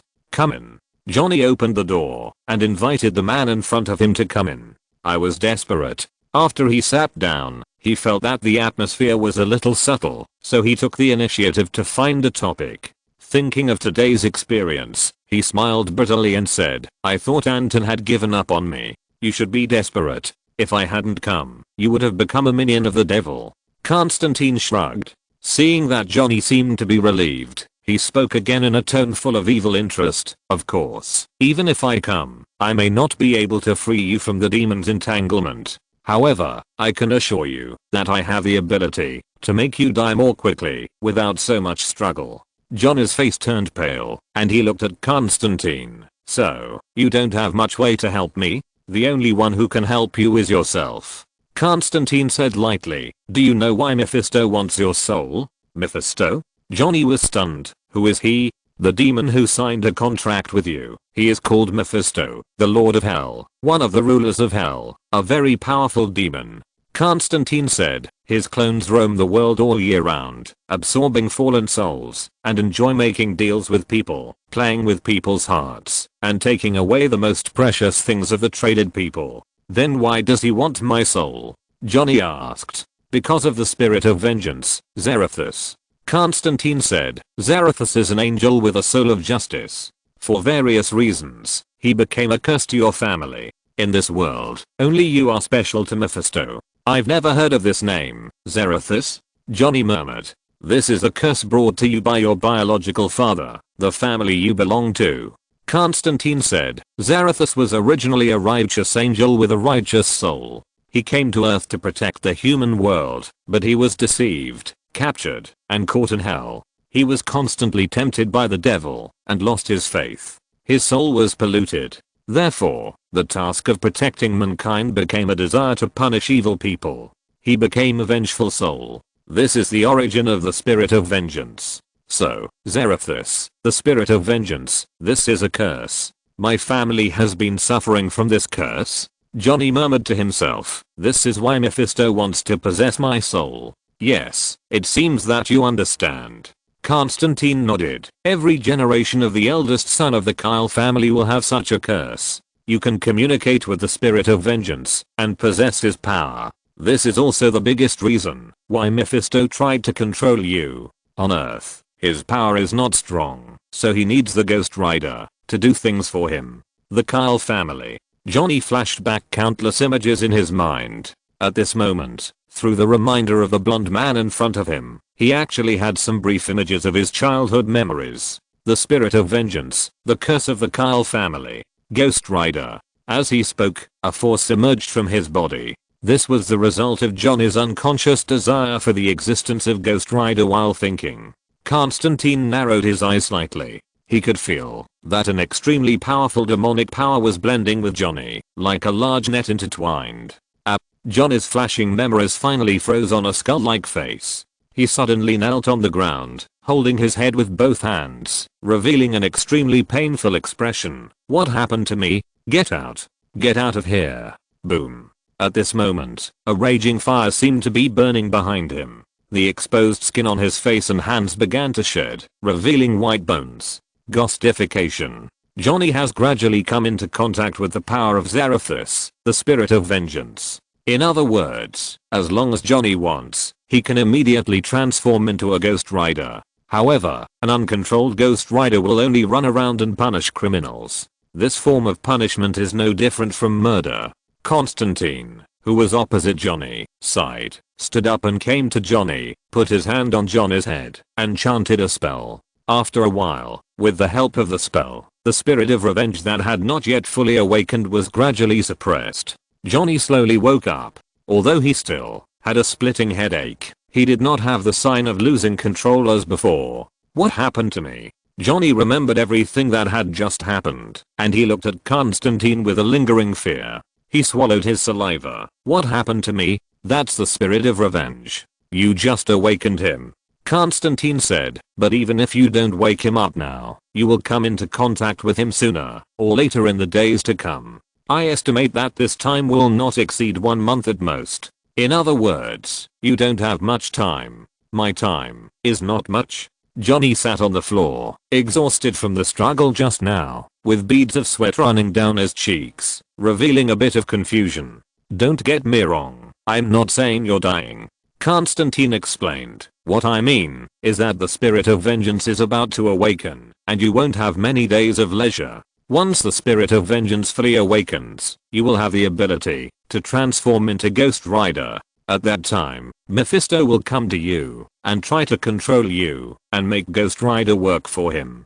This is probably his most obsessed goal on Earth. Anyway, you have signed a contract with him, and your soul already belongs to him. What should I do? You must have a way, right? Johnny was silent for a moment, as if he had forgotten the first words Constantine said. When he entered the door, he realized that his situation was like a cableway located between cliffs on both sides. Going forward and retreating were both risks, and there was no choice. Since Constantine was here, even if he didn't make any guarantees, at least it proved that he was capable of proposing a solution. Of course, I suggest you accept the fact, Constantine said, your only way now is to control the power of the spirit of vengeance, rather than letting the spirit of vengeance control you. That's why I came here. Control the power of the spirit of vengeance? Johnny panted slightly, returned to the chair and sat down, then stretched out his palms and looked at his hands, his expression still blank. Just like those superheroes? He seemed to understand something. Can I control the spirit of vengeance and become like those superheroes with special powers? Well, your understanding is correct. Constantine thought for a moment and nodded. That's it. Chapter 288 Constantine's maximum output point. Johnny's experience is actually very story-like. Just like the most typical online novel protagonist 10 years ago, the family inherited the curse of the spirit of vengeance. Rather than a curse, it is better to say that it is a kind of talent or blood ability, which allows him to have the power to transform into a Ghost Rider at a certain point in time, after he grows up. Although the Ghost Rider with the power of the spirit of vengeance is mostly out of control, and will be affected by the vengeful soul of Zarathus, and the desire to punish the guilty is like drug addiction, it is undeniable that this is also an extremely powerful extraordinary ability. And the Kyle family where Johnny is, this so-called curse inherited from generation to generation, while bringing them power, also brings endless crisis. The Lord of Hell, Mephisto, regards their family as a forbidden delicacy. From who knows how many years ago to the present, Mephisto has been obsessed with the spirit of vengeance, or the power of the Ghost Rider. Almost every generation of the Kyle family members will be bewitched by Mephisto, but Mephisto seems to have never succeeded. Johnny Blaze, the eldest son of the Kyle family of this generation, died when his biological father was in an accident during a motorcycle stunt performance when he was young. His mother knew about the curse of the Kyle family on Johnny. In order to prevent something bad from happening, she resolutely gave him to his father's friend for adoption, and then took his younger brothers and sisters away. Young Johnny grew up with his adoptive father, and sealed the memories of his biological parents and younger brothers and sisters in his mind, until his memory became blurred. As a result, when he was about to become an adult, his adoptive father was diagnosed with rectal cancer. In order to save his adoptive father's life, Johnny signed a contract with Mephisto, who came to his door. Unexpectedly, Mephisto played a trick on him, and only promised to cure his adoptive father's cancer, but did not promise to let his adoptive father continue to live. So, at the instigation of Mephisto, his adoptive father died in a performance accident not long after, repeating the tragedy of his biological father. Of course, in this series of stories, the adoptive father's daughter, Johnny's first love, Roxanne Simpson, also occupies a lot of roles. But women only affect the speed of the Ghost Rider's riding, so they are negligible. After his adoptive father died, Johnny left his hometown and insisted on performing motorcycle stunts. Mephisto had not yet achieved his goal, so of course he could not let Johnny die. Therefore, Johnny, who was protected by the devil, would not die, no matter how hard he tried. So he became famous, broke the world record, and became a god among motorcycle stunt riders. Then, the spirit of vengeance began to awaken, and Mephisto was about to come again, and the story began. The struggle between the villain and the protagonist is about to unfold. The story is so-so. Anton, who had read too many online novels in his previous life, was not moved by this. Constantine's clone, who inherited all of Anton's memories, understood all the things in it, and did not think there was anything thrilling. The only thing worth mentioning is probably Johnny's ability. Ghost Rider, possessing all the powers of the spirit of vengeance. Hellfire, Ghost Motorcycle, Ghost Chain, Eye of Judgment, Immortal Body. In addition, the Ghost Rider in the comics also has many superpowers such as super strength, petrification, summoning, witchcraft, etc. However, the strongest point of Ghost Rider is actually similar to Constantine's own ability. He can travel freely between the human world and hell. Of course, Johnny Blaze in the movie did not show this ability. Constantine believes that this is probably related to the fact that Johnny has not fully developed the power of Ghost Rider. Johnny in the movie is very resistant to the appearance of Ghost Rider. He believes that Ghost Rider is an evil, uncontrollable existence, and may even become a tool for Mephisto to wreak havoc on the human world, so he fights against the spirit of vengeance every night, and does not accept the other party completely. For this reason, he even began to escape from the crowd and society, escape from his superpowers, leave the place where he was born, and reborn in darkness, and live in seclusion on the other side of the earth. The consequence of this is that the power of Ghost Rider has never been truly released. This result changed in the second part of the movie, The Moment of Revenge. Johnny used the church to expel the spirit of vengeance, and then accepted the spirit of vengeance again. The flame on his body changed from red to blue, which means that he truly accepted the spirit of vengeance and truly accepted the mission of being a Ghost Rider punishing the guilty. The power has therefore reached a higher level. At the end of the movie, Mephisto's human body was easily expelled back to hell. Therefore, only if Johnny accepts the spirit of revenge from the bottom of his heart, and is willing to take on the responsibility of becoming the Ghost Rider, can he truly become the superhero in the comics with various abilities. What Constantine has to do now is to let Johnny get it right in one step. Start directly with blue fire and raise the lower limit. By then, the Witch Heart Demon, Earth Demon, Water Demon, and Wind Demon will never be able to beat the Ghost Rider who starts with blue fire. Why do you do this? Because Constantine discovered a fact, or rather, Anton discovered a fact. First of all, we have to face another question. Why is Constantine so awesome? Because Constantine himself has outstanding abilities? This is not entirely correct.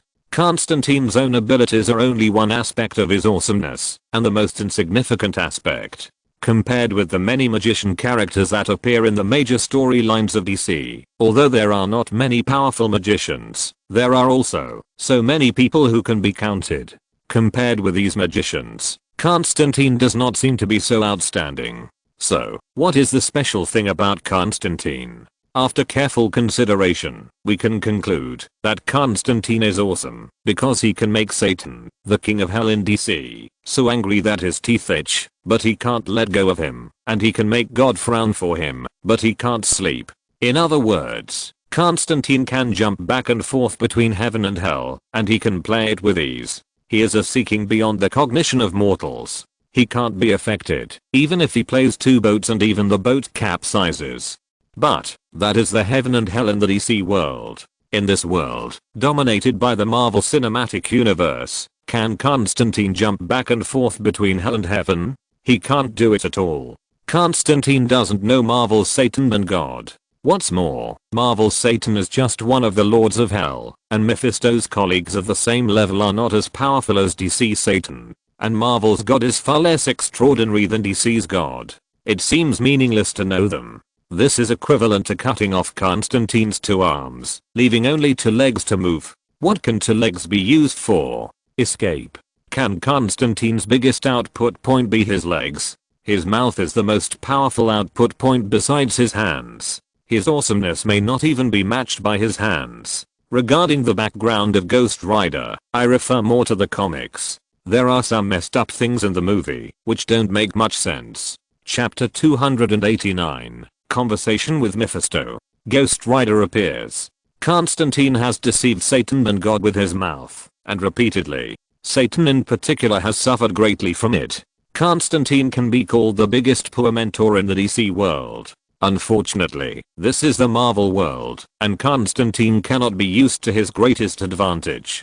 Therefore, after exchanging Constantine, Anton realized that the role Constantine can play is not as big as he imagined. In addition to fooling people, in terms of combat effectiveness, he is not as good as Shazam. Shazam has the wisdom of Solomon, the power of Hercules, the endurance of Atlas, the power of Zeus, and the courage of Achilles. He is a seemingly unreliable, but absolutely powerful magic side superhero. Of course, in Anton's view, the wisdom of Solomon refers more to the fact that Shazam can talk directly to Solomon.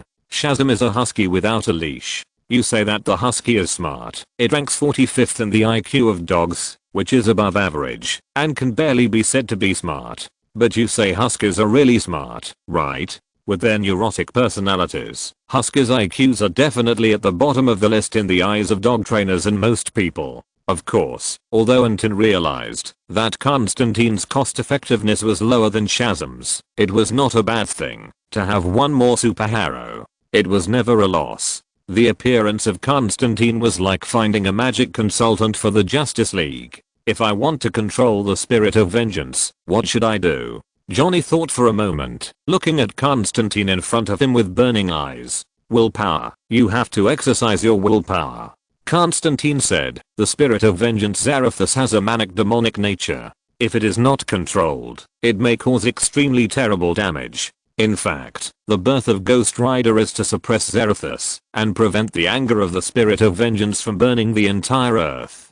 So, in essence, you are actually a safety device to prevent the spirit of vengeance from destroying the earth and exterminating mankind. I understand. After Constantine's explanation, Johnny has completely understood his situation. When the two of them were talking, they didn't notice that a white-haired but vigorous old man was leaning on a cane and slowly approaching Johnny's residence in Los Angeles. Ta-da-da. He walked up the stairs to the door of Johnny's house. His footsteps suddenly stopped. HMM. The old man felt an unusual breath. This was a familiar fluctuation of divine power that he had not felt for many years. His eyes fell on the door. In the center of Johnny's door, there was a pattern engraved. It was a pair of eyes. Mephisto's face suddenly became ugly. He was so familiar with this pair of eyes. The Eye of Horus. Horus was the sky god of ancient Egypt, also known as the patron saint of the pharaoh. His eyes had a sacred meaning, representing the blessing of the gods and the supreme monarchy, representing the ruler, the supreme power and the blessing and protection of Horus. This pair of eyes is Johnny Blaze's amulet tonight. Who is it? Mephisto frowned and stared at the door. His eyes seemed to penetrate the wall and fell on a blond man. You found a wizard. Huh. Constantine raised his eyebrows and turned his head suddenly to look at the door behind him. What's wrong? From the previous conversation to now, it was the first time Johnny saw Constantine's actions so violently, and he had an ominous premonition in his heart. He's coming. Constantine said lightly. Who's coming? Johnny was stunned. Mephisto, the Lord of Hell, the devil who signed a contract with you. While Constantine was talking, he walked towards the door, ignoring Johnny's face that turned pale instantly, and creaked open the door. Boom. The surging breath of hell swept in, with a strong corruption in the heat. In front of the door, an old gentleman in a suit and crutches stood quietly at the door, looking at the two people in front of him with a smile. Swish. Johnny was stunned on the spot. His eyes were blank, as if he saw a demon with a hideous face, 3 meters tall, and covered with bone spurs, grinning and staring at him with interest with scalded eyes. Constantine was very calm. He looked up and down at the old gentleman in front of him, and was not in a hallucination. Are you Mephisto? Constantine shrugged and glanced at the Eye of Horus on the door, as if he had expected it. I knew that this thing couldn't stop you. If it was the real Horus standing in front of me, maybe I would give him a little face, but it's just one of his runes, which is not even 1/10,000th of his own divine power. How could I back down? By the way, aren't you going to let me in and sit down? Horus, as the god of the sky, or the god of royal power, has a blood relationship with the sun god Ra. In ancient times, Ra was also called Atom, and often merged with people. It is a fusion in the literal sense. Don't think about it in the wrong way. It means absorbing and merging into one. In the comics, Atom killed most of the first generation of demons, known as the God Eaters. Therefore, the demons are quite afraid of the gods in ancient Egyptian mythology. So far, the ancient mythological civilization has disappeared in the long river of history and has not been seen for tens of thousands of years, so Mephisto has nothing to fear. When Mephisto said these words, his attitude was very frank, as if he regarded Constantine as his good friend, and there was no hiding in his words. Of course, in Constantine's view, this is a naked threat. That makes sense. Constantine smiled and said, if it was your real body that came here, I would give Johnny to you without saying anything. But you are just a clone, and you may not even have 100,000th of your real body's power. Why should I let you in? Very good. Mephisto was not angry. I remember you. What's your name? John. Constantine said. John Constantine is a magician who doesn't like to use magic. So, are you sure you want to get involved in what's going on between me and Johnny? Mephisto said. Do you know who you are talking to? Mephisto, one of the lords of hell. Constantine said. If you were the controller of the entire hell, I might be more interested in you. It's been a long time since anyone dared to talk to me like this. Mephisto sighed. His eyes were instantly filled with black, and a fierce demonic energy swept out, surging like the sea. Constantine remained calm. Johnny behind him suddenly raised his head, and the whole person instantly turned into a skeleton, with red flames burning on his body. Ghost Rider. Show up. Chapter 290. You are not qualified to want my soul. I can't control myself. Johnny was in great pain, holding his head with both hands. The hellfire burning on his body and his skeletonized body made the evil nature of the spirit of vengeance completely revealed to Constantine and Mephisto. Yes, that's it. Mephisto laughed wildly. John Constantine, you can't control the Ghost Rider at all. You'd better hand him over to me honestly. When I turn the earth into hell, I will forgive your sins. Otherwise, I will let the hellfire devour your soul forever. Don't talk nonsense. Do you want me to repeat it? You are a waste now. You can't do it at all. Constantine was too lazy to listen, and kicked him. Bang. Mephisto was caught off guard. He didn't expect Constantine to suddenly take action, and he didn't expect that Constantine knew his identity and dared to take action. So, his whole body flew backwards and hit the wall of the corridor behind him, leaving a grey shoe print on his chest. Your human body is old. You would limp without your cane. Why are you dragging it in front of me? Constantine sighed, staring at Mephisto who was lying on the ground in front of him. Since your real body can't reach the earth, shut up as soon as possible. Otherwise, you will be beaten to death sooner or later. Ahem.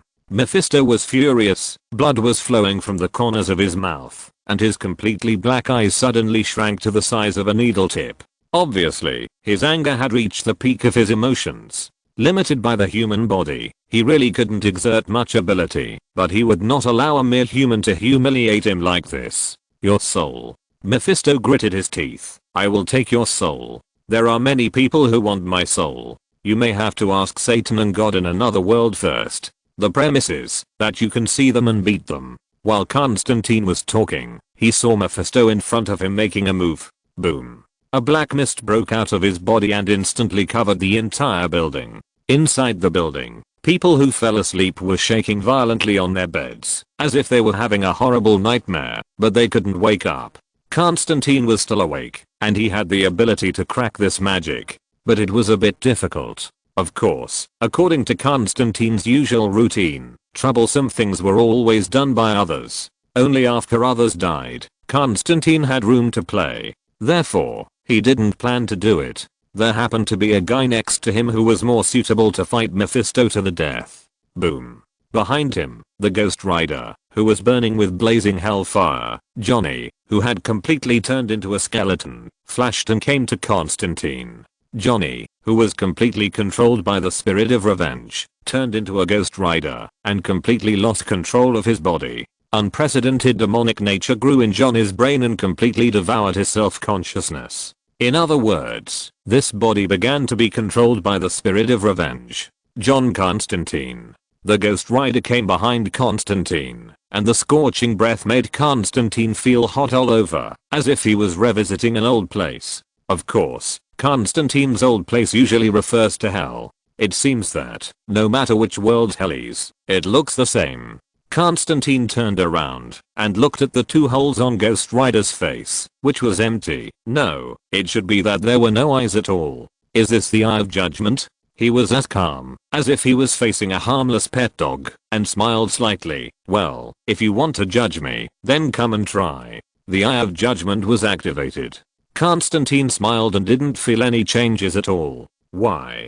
Ghost Rider was stunned and fell into a strange calm in the mania. He felt very confused. Why can't I see your soul? Your soul seems to be protected by an extremely powerful existence. The flames near Ghost Rider's eye sockets began to flicker, which seemed to represent the changes in the Eye of Judgment. Constantine was very calm. Because you are not qualified to judge my soul, he said. Although this is not the original world, my soul is still blocked by their power. At this point, he seemed to feel something and turned around, looking at Mephisto, who was gradually showing his figure in the space, covered by black fog behind him. Including you, Murphy. My soul, you are not worthy of it. Murphy. When Ghost Rider heard this name, he settled all his old and new grudges. From ancient times to the present, he has never been a good boy who is willing to obey Mephisto's orders. Otherwise, Mephisto would not be so eager for his power, and every era would be staring at the people of the Kyle family to poach them. Boom! Exclamation mark. Ghost Rider casually swung a decorative chain in the house, and it was like it was burned by fire, and turned into a hot red color, and flew into the hands of Ghost Rider, as if it had a spirit. Immediately afterwards, the evil ghost chain turned into a whip and hit Mephisto hard. Bang! Exclamation mark. Mephisto's body flew backwards again. Under the influence of the evil spirit chains, the fog covering the entire building has become much thinner. Mephisto in the human body can't do anything to the evil Ghost Rider, especially when his human body is aging badly and is about to die. Mephisto's power is severely limited. It is conceivable that, because Constantine angered Mephisto, the latter showed the wrath of the Lord of Hell in anger, and the price is that his human body will age faster. In other words, Mephisto will not live long in the world and must find a new body. And this is actually not easy. On the other hand, Constantine was not surprised to see the evil Ghost Rider rampaging in the black fog and chasing Mephisto. For a long time, the evil Ghost Rider had another name, which was called the Wrath of God. Although Zarathus is a spirit of revenge, it is also a creation of God. The heaven where God is, and the hell where the devil is, are opposites in any world. If the red flame turns into the blue flame, that Johnny completely accepts the spirit of revenge, and his power reaches a high level, he may have the capital to go to hell and back. This matter will not end so soon. Finally, Mephisto said a cruel word, and disappeared from Constantine's sight along with the black mist. Johnny still maintained the state of transformation of the Ghost Rider, his empty eyes burning with flames, swept across Constantine, but turned over and went downstairs, rode the ghost motorcycle, and left a flame tire mark on the road, disappearing on the horizon. The duty and desire of the Ghost Rider is to punish the guilty. Obviously, he is not interested in Constantine, whom he cannot judge, and is ready to search for the darkness under the wings of angels in Los Angeles, a place called the City of Angels. This is destined to be an extraordinary night. Let me talk about why the update has slowed down a bit. On the one hand, it is a bit of a writer's card. The main reason is actually because of finding a job. Writing novels is a dream, and dreams can't support yourself. The reality is that the income is unstable, and I will never ask for money from my family even if I die. People should have self-esteem. How can children still rely on their parents when they are adults? Wait for me to stabilize this week, then speed up the update. If you're listening to this novel on a channel other than Fanfic World, it means they downloaded and uploaded it without effort. We cordially invite you to visit our channel, Mundo Fanfic Novelos. There you'll find the original version of this story and you can explore many other novels of various genres. We're waiting for you to immerse yourself in a world of incredible novels. Chapter 291, Jackie Chan's Adventures. Ghost Rider accidentally enters an antique shop. The next day, all the Los Angeles Police Department went crazy. Overnight, just overnight, 38 people died in Los Angeles. Their deaths were exactly the same. They were all dried up, as if they had been drained of blood, or in other words, the blood in their bodies was evaporated by some mysterious force, and they became real mummies with skin attached to bones. There was no need to analyze it. It was obvious at a glance that these 38 people died at the hands of the same murderer. The Los Angeles Police Department retrieved the surveillance footage, but could only find a skeleton with red flames all over its body, wearing a leather jacket, riding a motorcycle that was also burning with flames, as if it would explode in the next second, driving out of an alley. In one night, these 38 people were killed. Although the dead were not good people, most of them were members of the Los Angeles gang, and there were even a few leaders among them, but they died together, and in the same way, which was a big problem. All the gangs in Los Angeles believed that someone was targeting them. Several powerful gangs had united and jointly invested, offering a reward of $2 million to hunt down the murderer, dead or alive. As for the Los Angeles Police Department, its actions were no slower than those of the Los Angeles gangs. Even if we have to turn Los Angeles upside down, we must find this guy dressed as a skeleton and on fire. Remember, we must find this guy before the gangsters. The chief of the Los Angeles Police Department slammed the table and gave an order. At the same time, the news was known to the media. The overwhelming news in Los Angeles instantly became a hot search. Superkiller killed 38 gang members overnight. Skeleton Man? Is he a superpower or a disguise?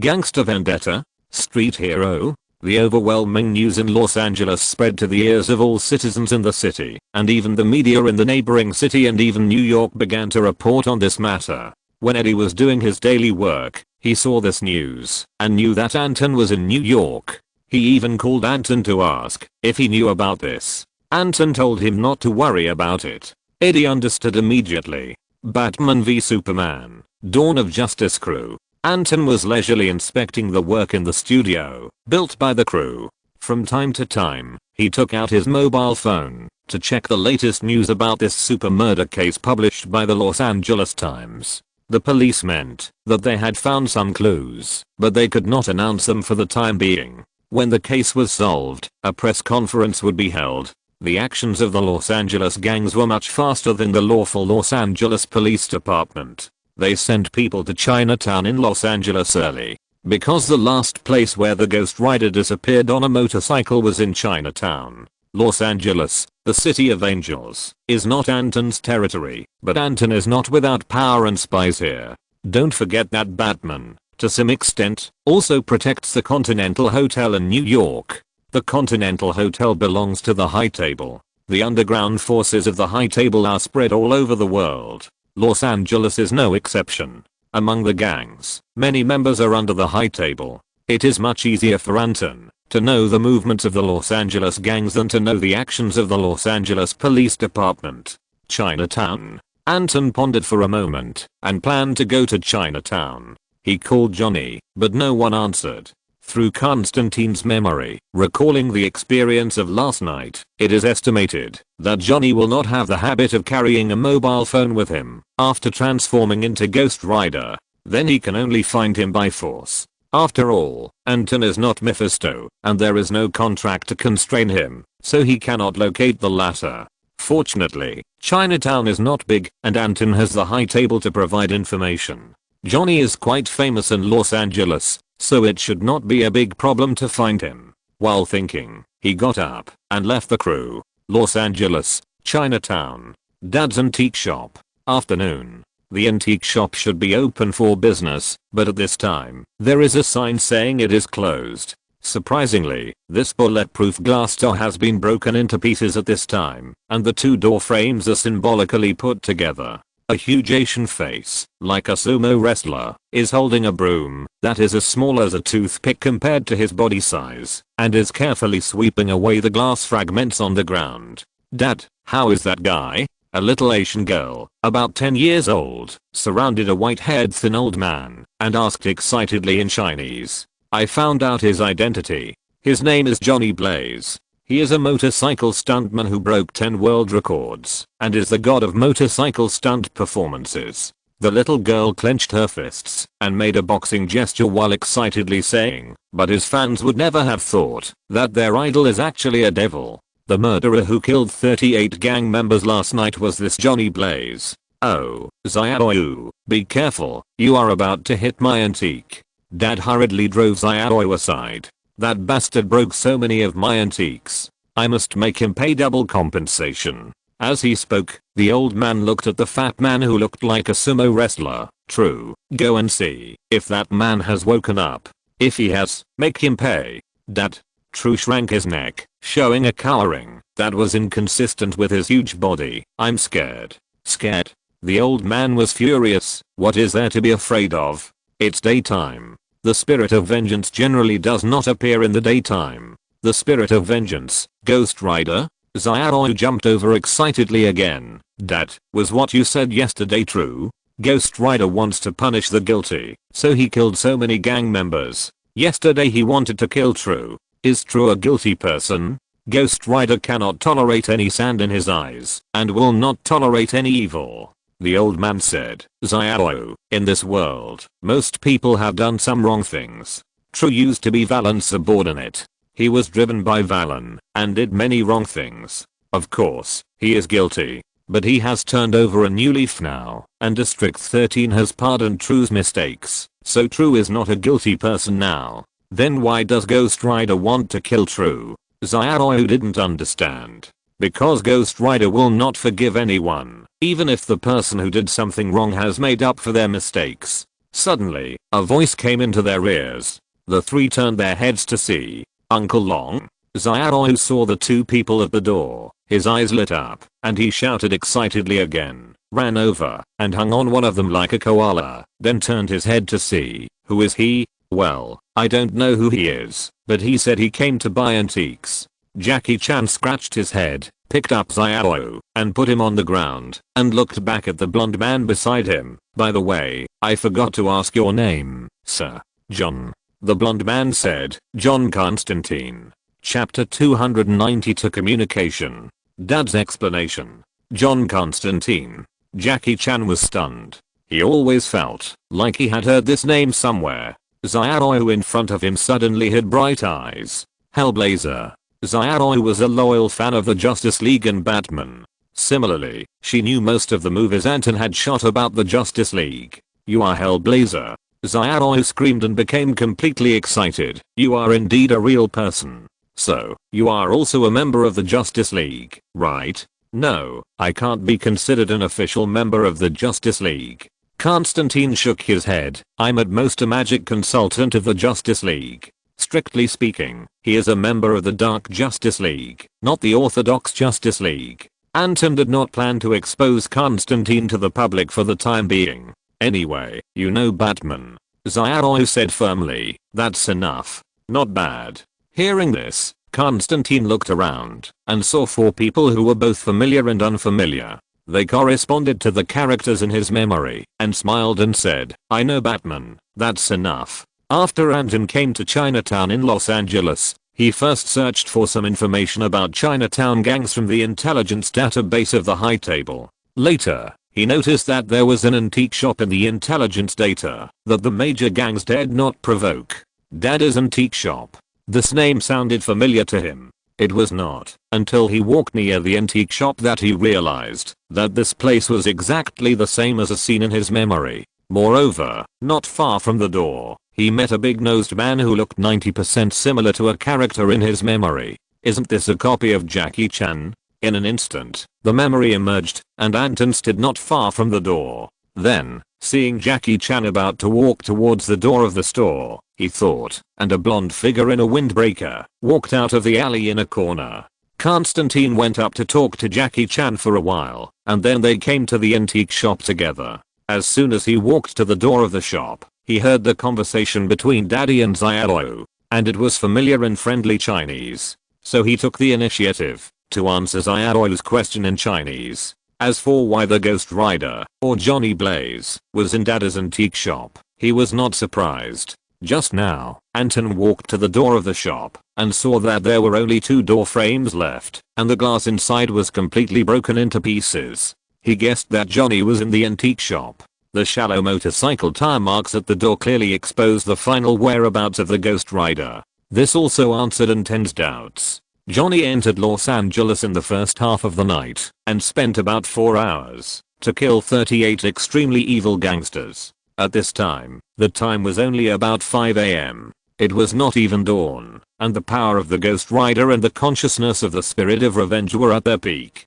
So why didn't the Ghost Rider continue to punish the sinners, but disappeared after 5 o'clock? Normally, Ghost Rider should give up control of his body after dawn and return the body to Johnny. Around 5 o'clock, Ghost Rider must have encountered something. Now it seems that it was Dad who used magic to stop Ghost Rider. Yesterday's experience was probably that Ghost Rider came to Dad's antique shop and planned to punish True, the thug who was once driven by Valen. After True turned over a new leaf, he became Dad's apprentice. Of course, Dad couldn't just watch his apprentice die at the hands of Ghost Rider. After a magic duel, Ghost Rider's actions were stopped by Dad.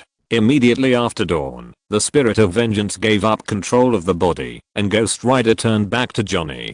Johnny was shocked by the mental shock of his first transformation into Ghost Rider and fainted on the spot. He has not woken up yet. With these thoughts flashing through his mind, Anton saw Jackie Chan appear and decisively summoned Constantine's clone. Then Constantine and Xiao had a Chinese conversation. By the way, you just spoke Chinese. You actually speak Chinese so well. Xiao jumped up and down. It's not mentioned in the movie at all. You actually know Chinese. Even in the novels and comics published by DC, these are not mentioned. The story is just a reference. Constantine smiled and said, I master many languages. Chinese is just one of them, but Chinese is also the language I speak best, maybe even better than English. As he spoke, he knew that he had gained the trust of several people present. Because everyone knows Batman. Although Constantine just denied that he was a member of the Justice League, his identity basically represents Batman. In this era, the only people who lack trust in Batman are probably villains or people with bad intentions. The 4 people in the antique shop, Dad, True, Xiao and Jackie Chan, of course, cannot be counted. By the way, Jackie Chan seemed to have thought of something and interrupted the conversation between Constantine and Xiao and suddenly said, I went out to inquire about it. The Los Angeles gang offered a reward of $2 million to capture the super killer last night, or the Ghost Rider. It's very dangerous for that man to stay here. After a pause, he looked at Constantine. If I'm not mistaken, you are here for him, right? That man is called Johnny Blaze. Constantine said, he is not dangerous. What is dangerous is the spirit of vengeance in his body and the Lord of Hell, Mephisto, who is haunting him. Lord of Hell, Mephisto? Dad suddenly exclaimed with a surprised expression. This is a big trouble. Mephisto? Who is he? Is it another terrible demon? Xiao and the other 2 looked at each other. He is a demon more terrible than the Holy Lord. Daddy said seriously. During the ancient civilization period, the Holy Lord and 7 other demons ruled the earth for a short period of time. Although they were powerful, they were not really big figures in the real hell. Mephisto was one of the lords of hell. Before the ancient civilization, he was already a powerful demon who ruled hell. At that time, the earth was used as a breeding farm by powerful demons such as Mephisto to raise humans and devour souls, until the 8 immortals appeared. 8 immortals. Constantine was thoughtful. He was also absorbing this worldview that he did not understand very well and had just appeared. Daddy continued, the 8 immortals defeated the 8 demons including the Holy Lord with powerful air magic and sealed them in another different dimension. This dimension, we also call it hell, but in fact, it is not the real hell, but another separate space different from the earth and hell. The content of Jackie Chan's adventures will not be too long. It will be written by integrating the plot related to Ghost Rider. If everyone likes it, the relevant plot will be slowly inserted later. After all, if I only write about the stories of Marvel movies, it would be too boring. So American comics basically integrate the worldview. Although the name of this book is Marvel, it is actually an American comic. Chapter 293 Cooperation between Mephisto and the Holy Lord. So, Mephisto and the Lord know each other. Constantine listened for a long time, grasped a key piece of information, and asked his father, who was definitely a master in the magic world. Of course. The father looked at Constantine in surprise. Demons have existed for countless years, and their history may be much longer than that of humans. As a powerful existence among demons, Mephisto and the Lord certainly know each other. That's troublesome.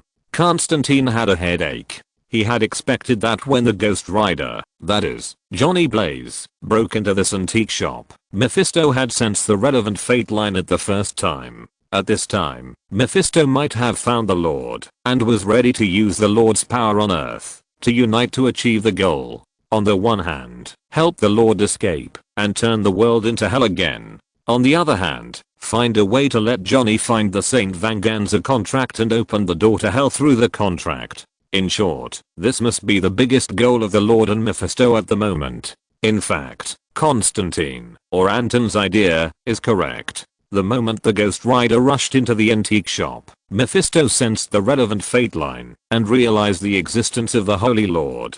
This surprised Mephisto greatly. In the ancient civilization period, the Holy Lord, together with 7 other demon compatriots, was sealed into an alternate dimension by the 8 immortals. After that, they lost contact. He did not expect that the Holy Lord would return to Earth and intend to reconstruct the demon rule of ancient civilization. This was of course the best news for Mephisto. So, Mephisto immediately investigated all the information about the antique shop through some means, and successfully found the Holy Lord through Valen. Mr. Murphy, please come this way. Valen, with a flattering face, took Mephisto into a building. Although Valen is the leader of the Black Hand Gang, the Black Hand Gang is just an underground gang after all, and is not a big shot. Mephisto's public identity is a cult leader.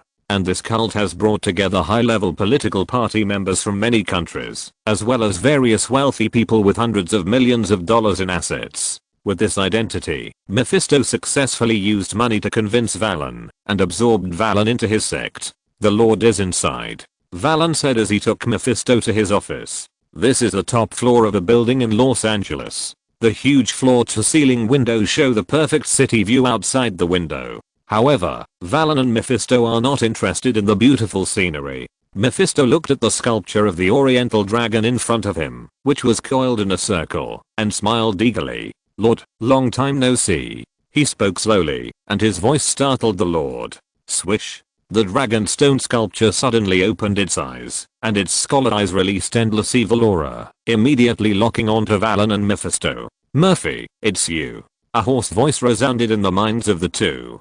Valen was no longer surprised. I didn't expect that you are now sealed into a sculpture. It's really embarrassing, Lord. Mephisto laughed. Murphy. The Lord was furious. If you are here to laugh at me, you are totally wrong. I will soon take back my power and make the world submit to me again. Humph. Mephisto snorted coldly. Don't forget, Hundreds of years ago, after you escaped from hell, someone sealed you again and turned you into a pitiful stone sculpture. After realizing the existence of the Lord, he conducted a lot of investigations and immediately found relevant information about the Lord. Hundreds of years ago, after the Lord escaped from the other dimension, he re-established a country somewhere in Asia, but was once again sealed by a powerful opponent. Asia is the weak point of Mephisto's power. Therefore, Mephisto usually doesn't care about the situation there, which has made him ignore the existence of the Lord. Of course, before he met Constantine and the Ghost Rider escaped from his hands, even if he knew the existence of the Lord, he would not take the initiative to find him. As one of the Lords of Hell, Mephisto is more accustomed to acting alone. Cooperating with other demons will damage his prestige. If it weren't for the fact that this human body was getting weaker and weaker, and using the power of the devil again might cause the body to collapse quickly, he would not have considered coming to the Lord. Saint C.I. Mage, Lopez. The Lord closed his eyes, was silent for a moment, and then opened his eyes. That was my carelessness. As long as I can get my power back, I will destroy everyone who stands in my way. No, now humans have developed a modern civilization that is incredible to us demons. All kinds of extraordinary people are giving demons a headache, so we need to unite. Mephisto sighed, and then bewitched, Lord, I can help you. Oh. The Lord said, you are not a kind person, Murphy, tell me your purpose. I will help you get the talisman back, but you have to help me catch the Ghost Rider and find the Saint Vanganza contract. Mephisto said, equivalent exchange. This is our principle, isn't it? You want to open the gates of hell and descend in person. The Lord is not stupid. When he heard Mephisto mention the Saint Vanganza contract, he knew the latter's true purpose. That's right. Mephisto said in a deep voice, then I can divide the earth with you, just like you 8 demons divided the entire earth. Of course, this time is different. This time there are only 2 of us. Okay, deal. The Lord did not hesitate. As long as you help me regain my power and collect all the talismans, I will help you capture the Ghost Rider and get back the Saint Vanganza contract. On the other side, Dad's antique shop. You mean, Mephisto is likely to cooperate with the Holy Lord? Dad exclaimed, this is not good. If these 2 demons unite, there will be an unprecedented huge crisis. Constantine said, the only thing to be thankful for is that the Holy Lord has been sealed and cannot use his own power, and Mephisto's human body is getting older. The battle between him and us yesterday was enough to make him restrain himself a little and no longer risk his physical death by continuing to use his power. So, our enemy is a devil, but the devil will not act casually. We only need to guard against his men. Xiaoyu finally understood and summarized the main idea, like the Mayfair like Valen? Yes. Constantine thought for a moment and said, whether it is the Holy Lord or Mephisto, they have a group of admirers on Earth. We must be vigilant about their existence. Chapter 294 Plan to establish the Dark Justice League. While Constantine was communicating with his father and others, Anton, who had not yet left Chinatown, called the High Table. The High Table acted quickly, and as a giant in the underground world, they had many spies in Los Angeles, the city of angels. A few minutes later, they sent a message back to Anton. This morning, in the building where the Black Hand Gang was based, the leader of the Black Hand Gang, Valen, personally greeted a gray-haired old man. Things are already very clear. Mephisto must have established contact with the Holy Lord. After receiving the news, Anton frowned slightly and was basically sure that Mephisto intended to cooperate with the Holy Lord. Maybe the 2 demons had already started to act. However, Anton did not feel panic. Mephisto wanted to open the gates of hell and come to the earth in person, but it was difficult. The Ghost Rider was only the first line of defense. There was also the Ancient One on Earth as the second and last line of defense. It was impossible to break it. As for the Holy Lord, even if the Holy Lord collected all 12 spells, Anton could mobilize the entire Justice League in the name of Batman and kill the Holy Lord with thunder. Facing the Holy Lord, the abilities of Batman and others might be reduced, but with Wonder Woman, things would not fall to the worst. After all, the Earth today and the human beings of this era are no longer the ancient civilizations with low productivity and few extraordinary people. They have long had the ability to fight against demons. In this world dominated by Marvel, the 8 demons headed by the Holy Lord are terrible, but they are not the most terrible characters. At most, they can cause panic in a small area and cannot destroy the entire human civilization. Therefore, although Anton affirmed the intelligence from the high table, he was not in a hurry to let Constantine find helpers. While thinking, he came up with an interesting idea. Anyway, Constantine is not completely a member of the Justice League, so it is better to use the original setting in this world. Let Constantine gather Ghost Rider, Dad, Jackie Chan, Xiao, True and others to form a Magic Side team to solve the crisis events on the Magic Side. It is probably the Dark Justice League of the Marvel world. The traditional Justice League is mainly based on Batman, and the events involved are ordinary, not including the Magic Side, or a small number of major events on the Magic Side, such as the New York War, the Thor 1 incident, and so on. The Dark Justice League, let Constantine be the leader, or the leading brother, and the events involved are naturally major events on the Magic Side, such as the Ghost Rider incident encountered this time, and the Holy Lord incident, and so on. The two sides do not conflict with each other, and can go hand in hand. When encountering extremely dangerous events, the two sides can unite again to deal with the crisis, such as the attack of Thanos, that will definitely be encountered in the future. Anyway, both sides are the Justice League, and both are the incarnations of Anton, but the scope of business is different. After all, Batman has no special abilities. When it comes to events on the Magic Side, Batman doesn't seem to have much room to play except for shouting slogans, so it's better to leave the opportunity to other heroes. As it stands, Batman is already popular enough, and it's time to give other heroes some room to display their abilities. Besides, with Constantine as the link, isn't the Dark Justice League a branch of the Justice League? As the magic consultant of the Justice League, he can play both sides, which is also in line with Constantine's setting. Dad's antique shop. Suddenly, Constantine's expression changed. He pretended to leave the antique shop, took out something, fiddled with it for a while, then returned to the antique shop, and said to his father and others, "Something bad has happened." While speaking, seeing the confused faces of the people in front of him, he continued, "I received news that the leader of the Black Hand Gang, Valen, walked into their stronghold this morning with a gray-haired old man." Gray-haired old man?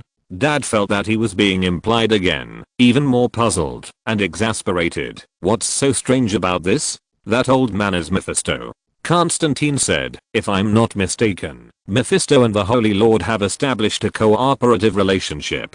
Just as I thought, they plan to work together to achieve their goals." Then what should they do? Xiao was curious, not afraid at all. Instead, she became more excited, as if she had anticipated that she would be like Batman, turning the tide and saving the world in times of crisis. She asked, if their ultimate goal is to occupy the Earth, what will they do? First, it must be the talisman. Constantine said, the 12 talismans are the source of the power of the Holy Lord, and the Holy Lord will not give up snatching the talismans. Second, it is about the Ghost Rider. The biggest reason why Mephisto wants to control the Ghost Rider is because of a contract. The Saint Venganza contract. Dad seemed to remember something and blurted out, "Yes."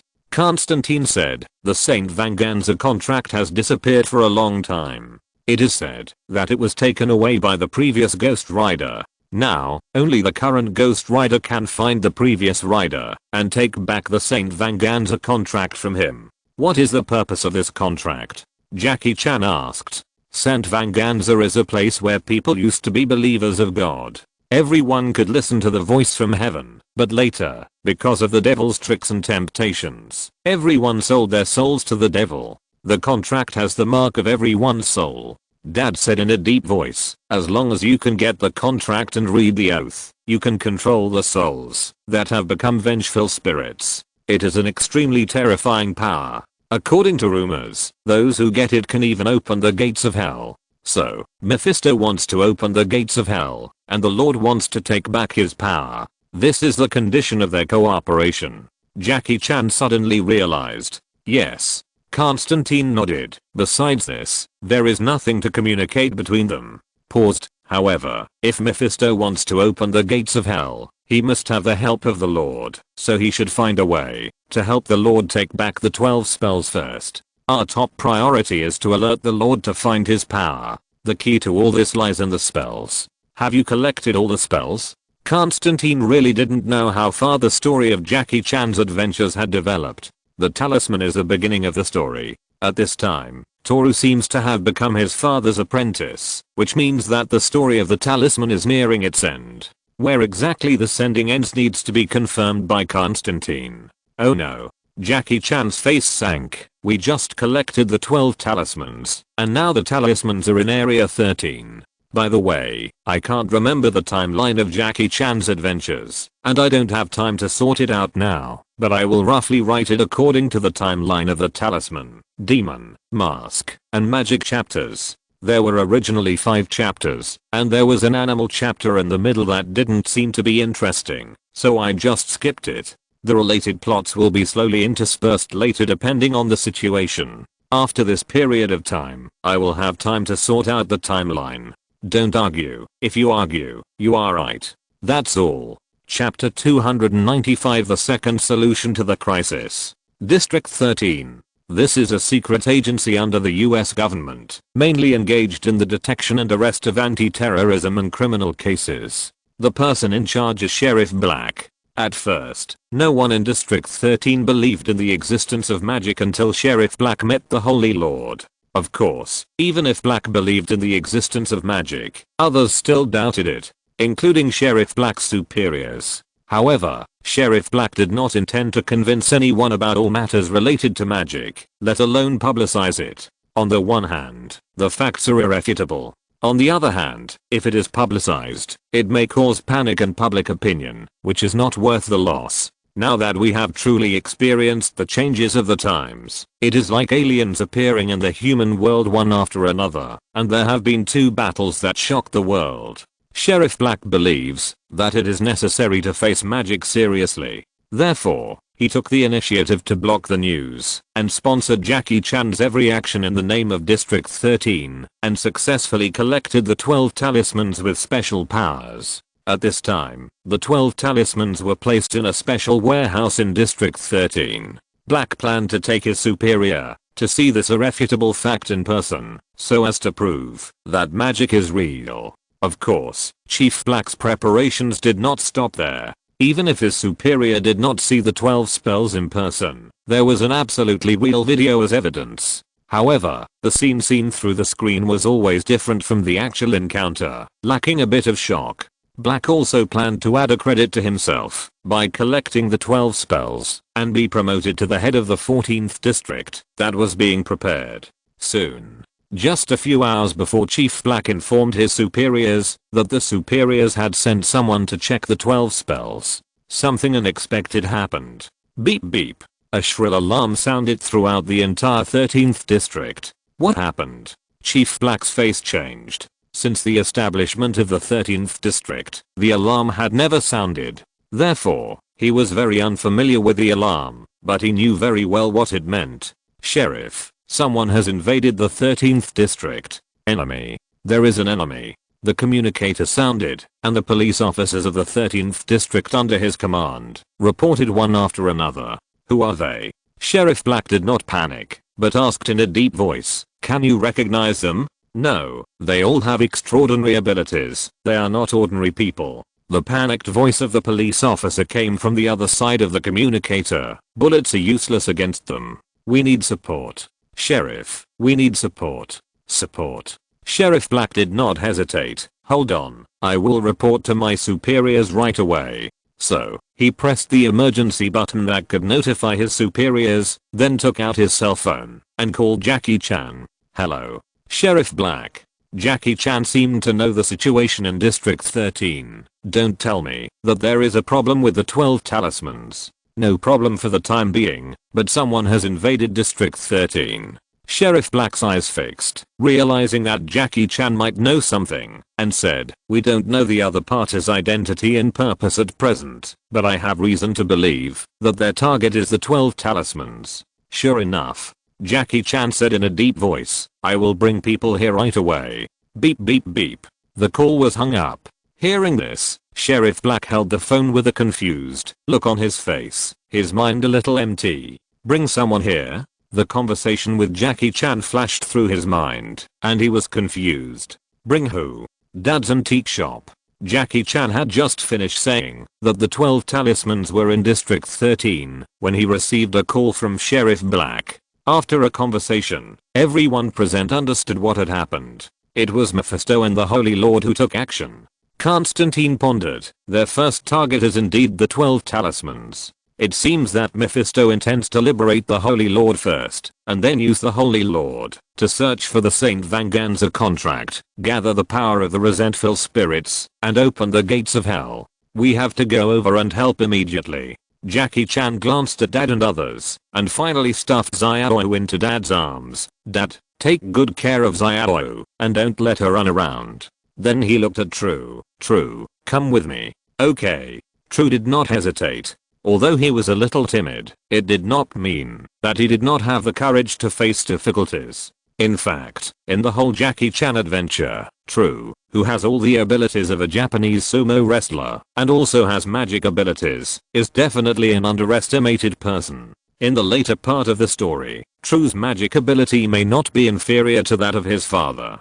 Jackie Chan looked at Constantine again. What he just said about taking people over was not just True, but Constantine. But Constantine's approach was beyond his expectations.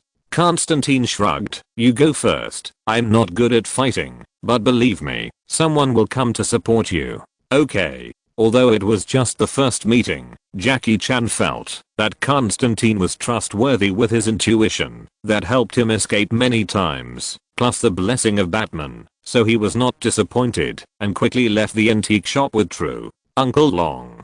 Xiaoyu was furious and struggled frantically in her father's arms, but she was still no match for her father, whose body was not inferior to that of an adult and could not break free from his arms. I'm so angry. Xiaoyu gritted her teeth and pouted. Then she realized something and questioned Constantine. By the way, aren't you going to help? Is not being good at fighting an excuse? He paused and snorted. You are Batman's companion. Things have come to this point, and you are still looking for excuses to escape. I'm so disappointed, Mr. Constantine.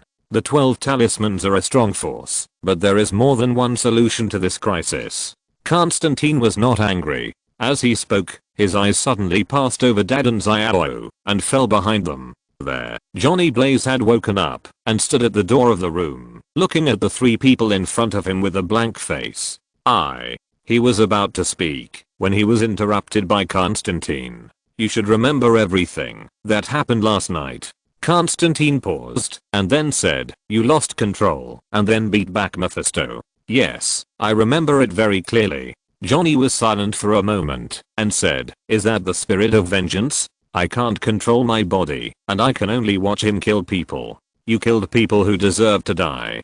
Constantine said, would you feel a little relieved if I said that? But I will lose control sooner or later. Johnny was in great pain, holding his head with both hands, and said in a hoarse voice, everything that happened last night is deeply engraved in my mind. I can feel the thoughts of the spirit of vengeance. In the eyes of the spirit of vengeance, 80% of the people in this world are guilty, even children. Children? Xiaoyu was shocked. After the previous conversation, he had a clearer understanding of the Ghost Rider, or the spirit of vengeance. However, she felt that she seemed to have underestimated the madness of the spirit of vengeance. Yes, except for the fat man who looks like a sumo wrestler, you are the next target of the spirit of vengeance in this room. Johnny looked at the surprised Xiaoyu. Why? Xiaoyu was indignant. Do all naughty kids deserve to die? So, Johnny, you must learn to control the spirit of vengeance, or in other words, reach a reconciliation with him. Constantine said, looking at his father, I think you should have a way. It's difficult to control the mind of a fallen angel. The old man shook his head. However, it is much easier to suppress the bloodthirstiness and desire of the spirit of vengeance. Enough. Constantine nodded. Then I'll trouble you. Prepare the magic potion that can suppress the spirit of vengeance as soon as possible, and let the Ghost Rider go to support Jackie Chan. Wait, the helper you are talking about is the Ghost Rider? Xiaoyu opened her eyes wide and looked at Johnny Blaze questioningly. A murderer who kills without blinking an eye. Oh, are you so rude? The old man completely ignored Xiaoyu with an unbelievable look on his face. I, an old man, have been arranged by you. So what are you going to do? At this time. Chi. The sound of car tires rubbing resounded at the door. 7 or 8 black cars stopped. A dozen people got off the car. They were all dressed in black suits. The men were big and strong, and they were wearing black sunglasses. They looked like gangsters. The last person to get off was a woman with a buzz cut. She had a strong aura and walked into the antique shop in high heels. After looking around, her eyes fell on Constantine. Who are you? Dad frowned. This is my antique shop. Don't you know that you can't just let anything in here? Don't worry. Constantine looked at the woman and said calmly, you go and do your work. Next, I will try to prevent things from developing to the worst stage from another angle. Hello, Mr. Constantine. The leader was a short-haired woman. It was Aisha, the arbitrator from the high table, whom Anton had met before.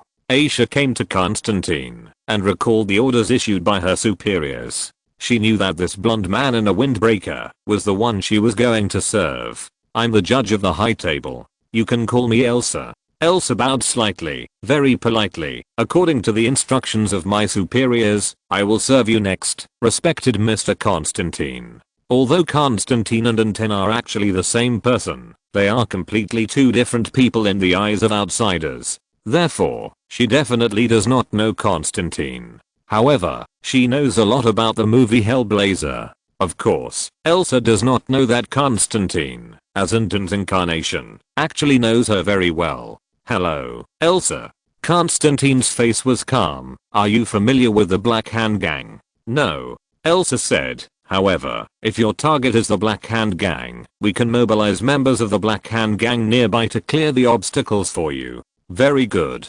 Constantine nodded. Then let's take action. We don't have much time. After speaking, he turned his head and looked at his father, Xiaoyu and Johnny behind him. I'm going to do something.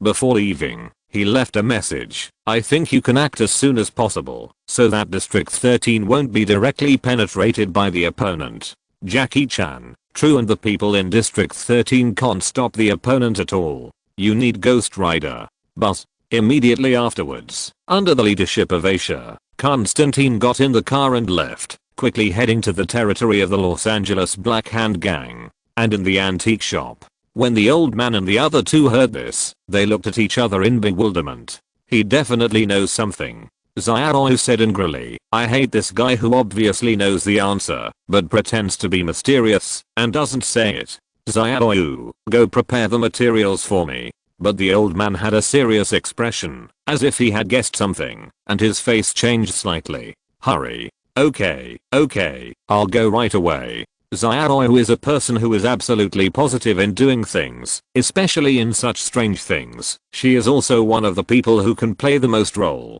Seeing this, Johnny stayed where he was and looked at his father. He hesitated. Can I help? Go find a place to sit for a while. Dad glanced at Johnny. You can help in a few minutes at most. The founder and leader of the Black Hand Gang is called Valen, a British man. He is a shrewd criminal planner and has superb fighting skills. He is a powerful guy. As the black car was heading to the Black Hand Gang's territory, Aisha introduced the details of the Black Hand Gang to Constantine. There are 4 of his trusted subordinates, Zal, Lasso, Afan, and the most capable black household Afu. It's not important.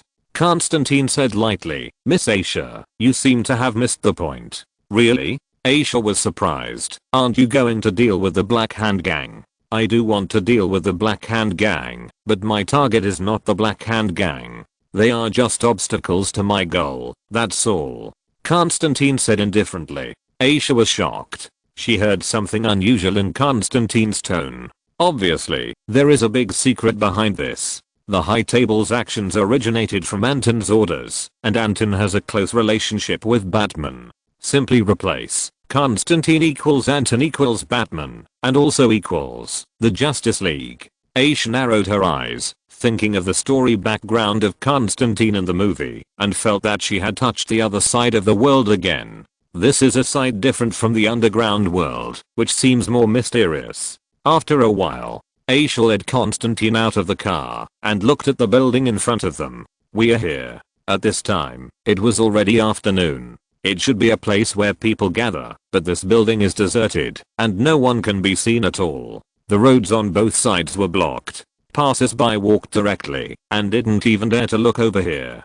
Constantine looked around, and felt a faint devilish breath coming from the interior of the building. He took a deep breath and smiled. Let's go, someone is already waiting for us. After saying that, he strode forward fearlessly, and took the lead, in entering the Black Hand Gang building, that had been blocked by the High Table forces. Chapter 296 Release the Holy Stream into the Universe. Aisha ordered a few thugs to guard the door, and took the rest of the people, to follow Constantine into the building.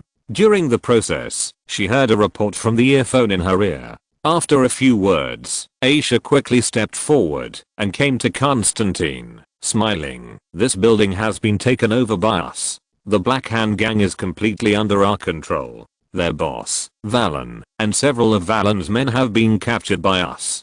Got it? Constantine pressed the elevator button. The elevator door opened, and he was the first to stand in. Top floor. Aisha reminded at the right time. Soon, the group came to the top floor, Valen's office. Then, as soon as they walked out of the elevator, they saw a mess. The walls were full of bullet holes, and there were bullet holes on the floor, as well as traces of fighting.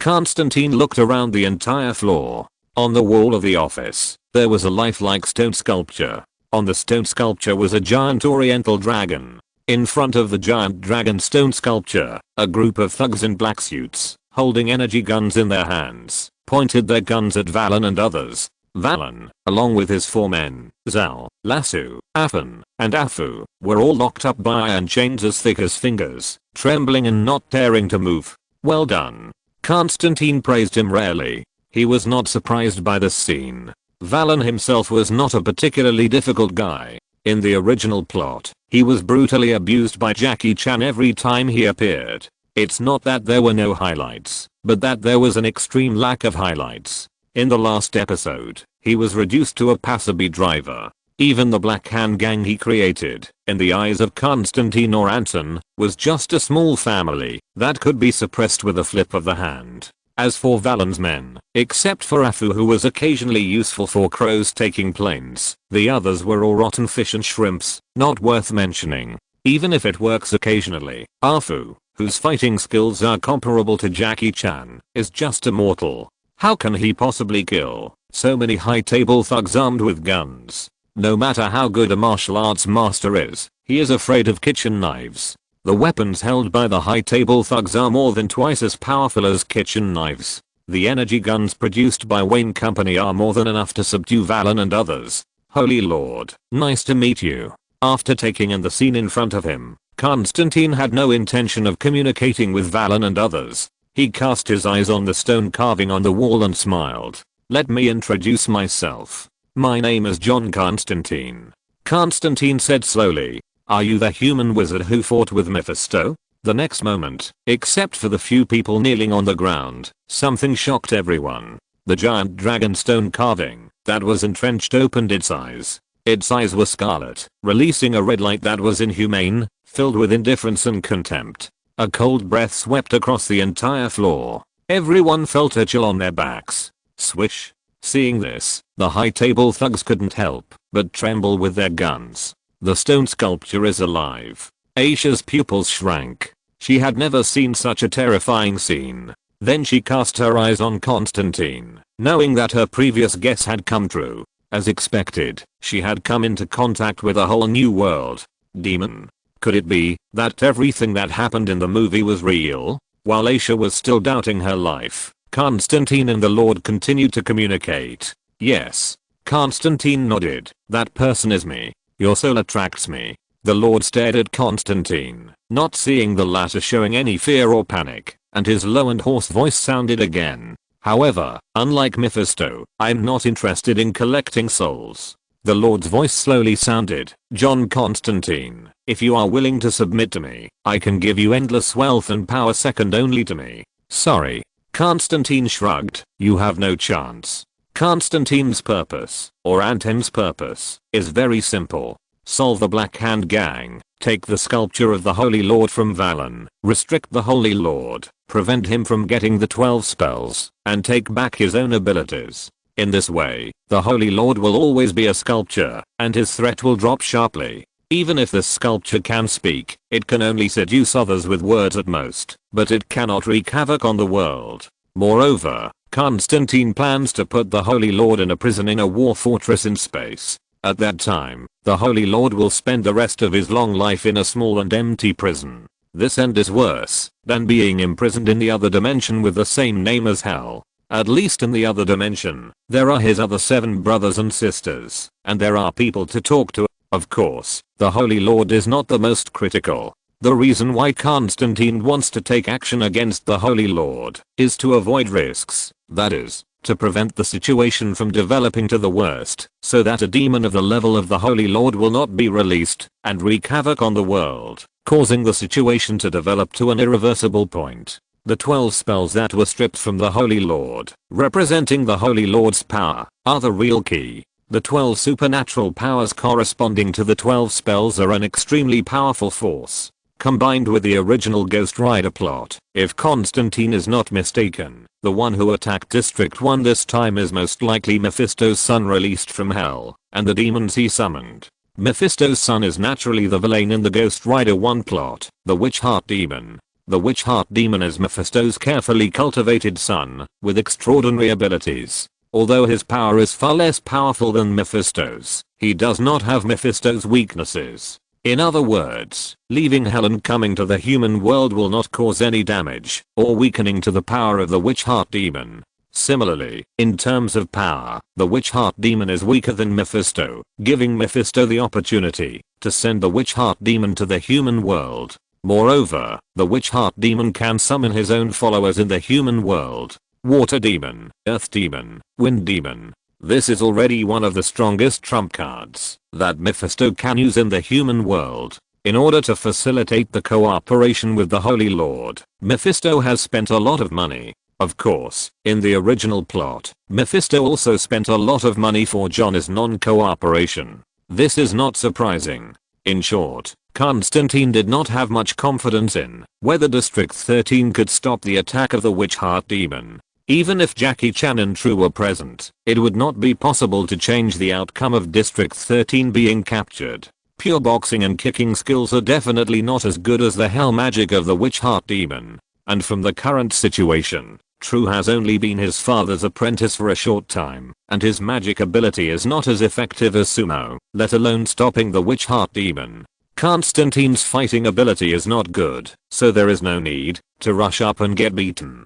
Fortunately, Constantine did not rely entirely on the Ghost Rider. As the original body, Anton's ideas are exactly the same as Constantine's, or synchronized. Chapter 297, Crisis in District 13. Fight for the Talisman. This crisis is actually very easy to solve. As long as all kinds of risks are completely controlled, the crisis will naturally be resolved. Anyway, the enemy has already started to act. His original goal, the justice value, is already in his pocket. At present, the Holy Lord is controlled by his own people, and he just needs to stabilize the situation in District 13, and this incident will end. As for Mephisto, who is on the loose, that is something that cannot be solved. Even Ancient One can't really kill him, let alone Anton, who is still developing. Even if you really want to deal with Mephisto, you can only kill his human body at most, which is not very meaningful, and there is no need to pull it up and confront it.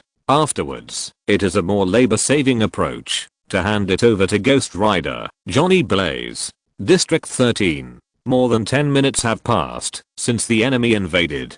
Just as Anton and Constantine thought, the enemy who invaded District 13 was the Witch Heart Demon and his 3 demon followers. The police officers in District 13 fought hard to resist the invasion of the Witch Heart Demon, but they were still defeated. They only had to rely on various high-tech equipment inside the base to delay the Witch Heart Demon. Although Sheriff Black didn't know the true identity and origin of Wu Xinmo and others, he had already determined Wu Xinmo's purpose, which was the 12 talismans located inside the special warehouse. So, He first came to the location of the 12 talismans, gritted his teeth, and did not leave with the 12 talismans. Instead, he decided to use the talismans to fight against Wu Xinmo and others who had extraordinary abilities. Although there was a risk of the talismans being taken away, as a sheriff, Black knew that he couldn't abandon the police officers in District 13, abandon his companions, and escape alone. Sheriff, danger. When the police officers under his command saw Blake coming to the battlefield, they did not retreat at all, and all showed expressions of surprise and emotion. You retreat?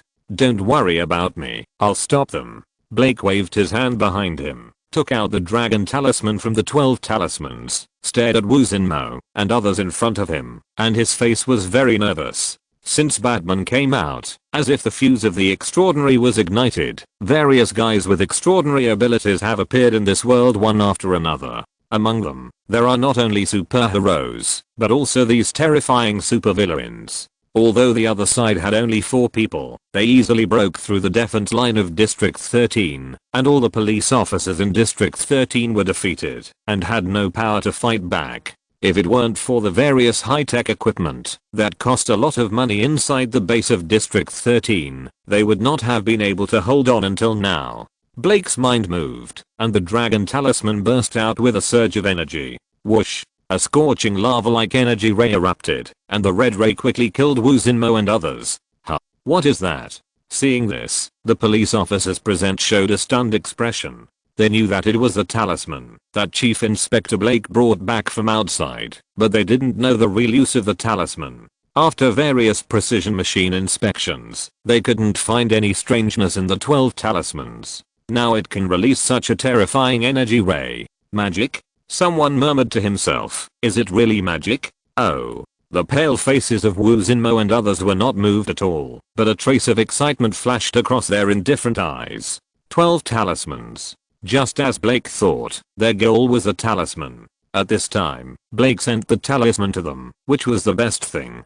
As for whether Blake would pose a threat to them with the help of the talisman, Wu Xinmo and others didn't care at all. The power of the talisman is indeed strong, but it also depends on who is using it. The talisman comes from the Holy Lord, and the person who can best exert the power of the talisman is naturally the Holy Lord. Secondly, among humans, there are not many people who can perfectly use the power of the talisman, but there are only a handful of them. Because, in addition to the Holy Lord, the creatures that best fit the talisman are actually the animals corresponding to the 12 talismans. In short, it will definitely not be the Sheriff Blake in front of them. Boom. The metal floor under the feet of Wu Xinmo and others was completely melted into a pool of molten iron by the lava-like energy rays, but they were unscathed. Under the horrified eyes of everyone, the 4 easily avoided Blake's attack and then killed towards Blake's position. Bang! Wu Xinmo casually stretched out his hand, and the invisible power was exerted, and Blake flew backwards immediately. Swish! As Blake flew backwards, his hand was out of control, and the dragon talisman in his hand flew into the air. It was wrapped by the power of Feng Mo next to him and caught steadily. Give me the talisman. Wu Xinmo gave an order, and Feng Mo handed the dragon talisman to him without hesitation. The power of the talisman. Wu Xinmo exhaled a breath of cold air, and a thin frost spread on his palm, and the dragon talisman also merged into Wu Xinmo's body. Is this the power of the Holy Lord? He showed a twisted smile. The pale face, combined with the cold and inhuman stiff smile, made Wu Xinmo look particularly terrifying at this time.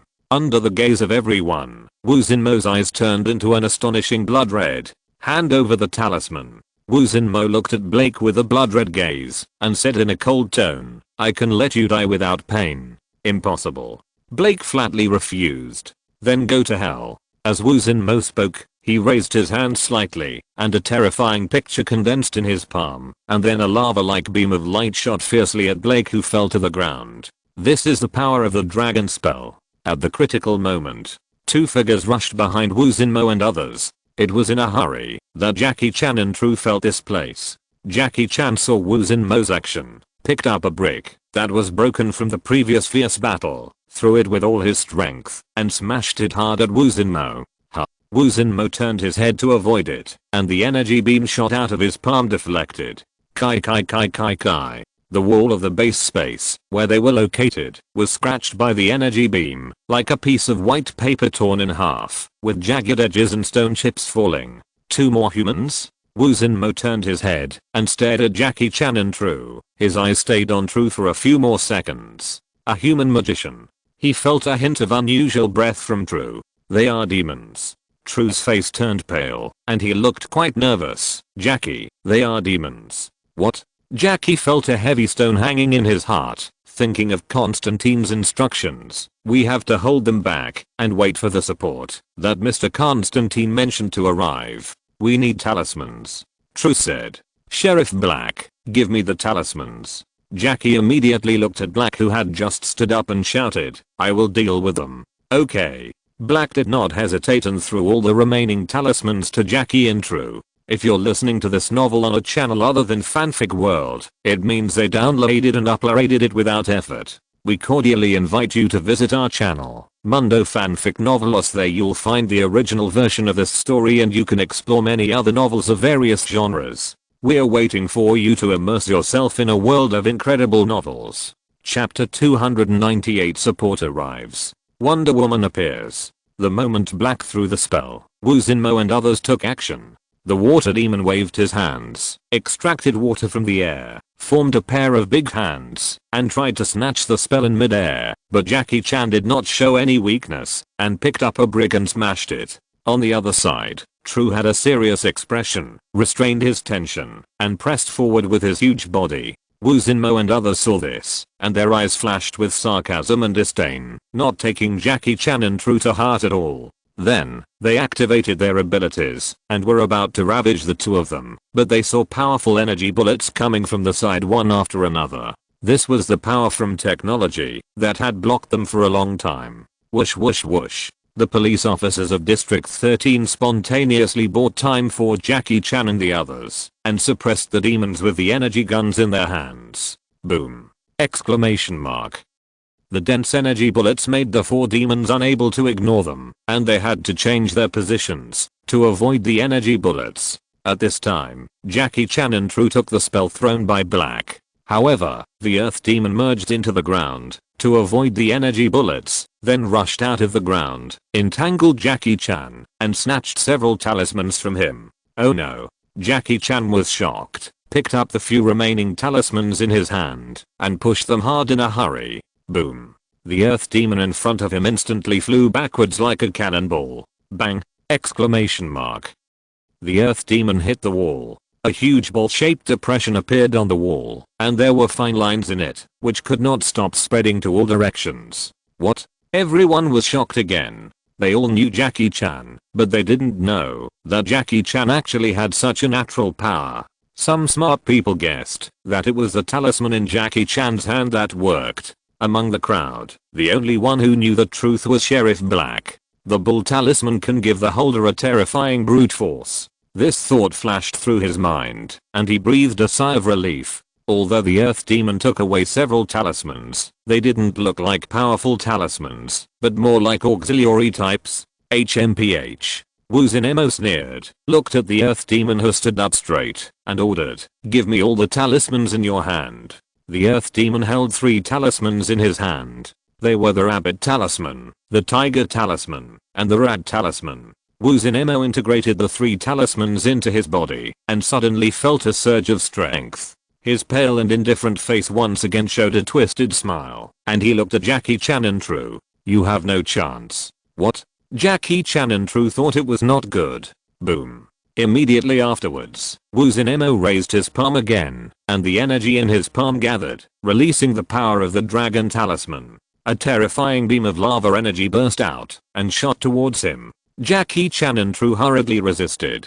True looked at the talisman in his hand, and his mind moved, and his eyes burst out with electric energy, which looked very much like the dragon talisman. This was the power derived from the pig talisman. Boom. The 2 energy beams came into contact with the air, and exploded with a loud bang, and the terrifying airflow rolled back. With the fierce sparks, everyone present felt the temperature rise, and a strong smell of burnt food spread throughout the venue. HMPH. Woo Zinmo snorted coldly, and his own magic power strengthened the power of the dragon spell. True screamed and flew backwards, hitting the ground hard, unable to get up for a long time. True. Are you okay? Jackie Chan was shocked, looked at the spell in his hand, gritted his teeth, used the snake spell to become invisible, and then used the monkey spell's transformation ability to become an eagle, circling in the wide space without a trace, and swooped down towards Wu Xinmo. You are just a human, don't think too highly of yourself.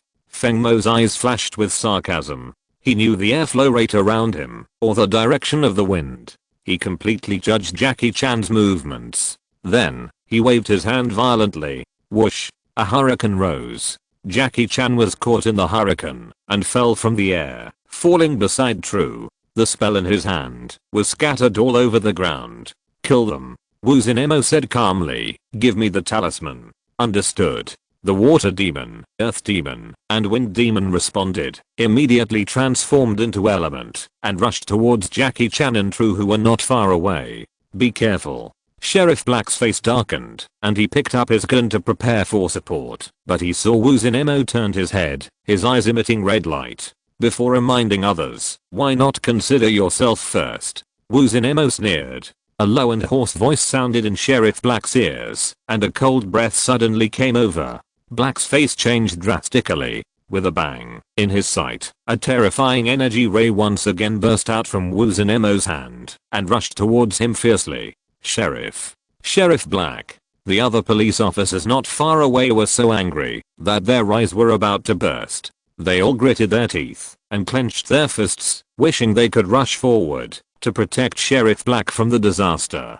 From this point of view, Sheriff Black is indeed a qualified and excellent superior. On the other side, Jackie Chan watched the energy beam released by Wu Xinmo was about to kill Sheriff Black. In addition to nervousness and unwillingness, there was another thought in his mind. Where is the support Constantine mentioned? Why hasn't it come yet? He didn't feel resentful at this moment. He just felt that he had done his best to delay the other party. If the support arrived in time, he might face a better ending. At the critical moment, Sheriff Black felt that he was going to die. Suddenly, whoosh, a breeze blew by.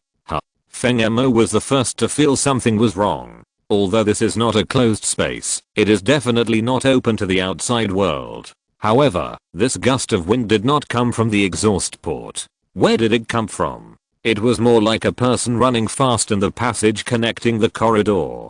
Who is it? While thinking, a ray of orange-red divine power quickly illuminated the corridor on the side, and in the next second, a slender figure raised a shield to block Wu Xinmo's attack. She is. Someone opened his eyes wide, his face full of disbelief. Even Jackie Chan was shocked. He swallowed, looked at the familiar figure in front of him, and murmured in disbelief. Wonder Woman. Is she the helper that Constantine mentioned? After this sentence fell, Jackie Chan was immediately excited. This is Wonder Woman. If Xiaoyu was there, even if her legs were broken, she would be so excited that she would jump up on the spot and become a medical miracle. Boom! Exclamation mark. Wonder Woman raised her divine shield and blocked the terrifying energy attack of Wu Xinmo. Then she swung her sword fiercely and cut off the energy beam in front of her, turning it into flying sparks. Da da da da. Immediately afterwards, under the nervous gaze of everyone, Wonder Woman slowly stepped forward and looked at Wu Xinmo. Her cold face raised her sword eyebrows and shouted, Wu Xinmo, this is Earth, not Hell. Whoosh. While Wonder Woman was speaking, she swung her sword again, and the air seemed to be cut off, and a vacuum zone appeared. If you want to run wild on Earth, even Mephisto can't do it, let alone you. Chapter 299 That is here. Ghost Rider is about to appear.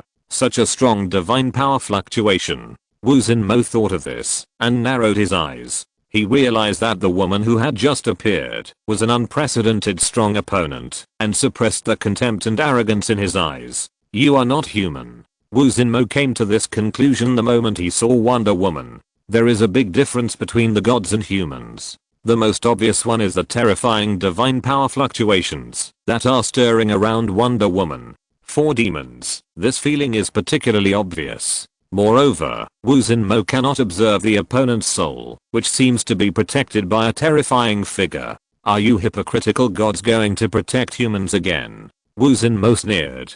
Although the opponent is strong, He did not forget that he had 4 demons on his side, and the number was far greater than that of the opponent. As for the humans around the opponent, Wu Xinmo completely ignored them. This is the arrogance of demons. They can kneel down in front of the strong without dignity, but they don't care about opponents of the same level, not to mention humans who are 1 level lower than them and lack extraordinary abilities. Hypocrisy? Wonder Woman pointed her sword at Wu Xinmo and said calmly, "When it comes to hypocrisy, I'm afraid no one can compare to you demons, right? This is a compliment to us." Wu Xinmo grinned, "But even if you praise me like this, I will not show mercy." Whoosh. As soon as he finished speaking, he burst out with amazing speed, leaving a trail of after images in the air, and rushed towards Wonder Woman in front of him like lightning. Rabbit Talisman. It can give people extremely fast speed, and it can also fully accelerate the impact force of any object, increase the forward speed when launched, and is equivalent to the speed force in normal state.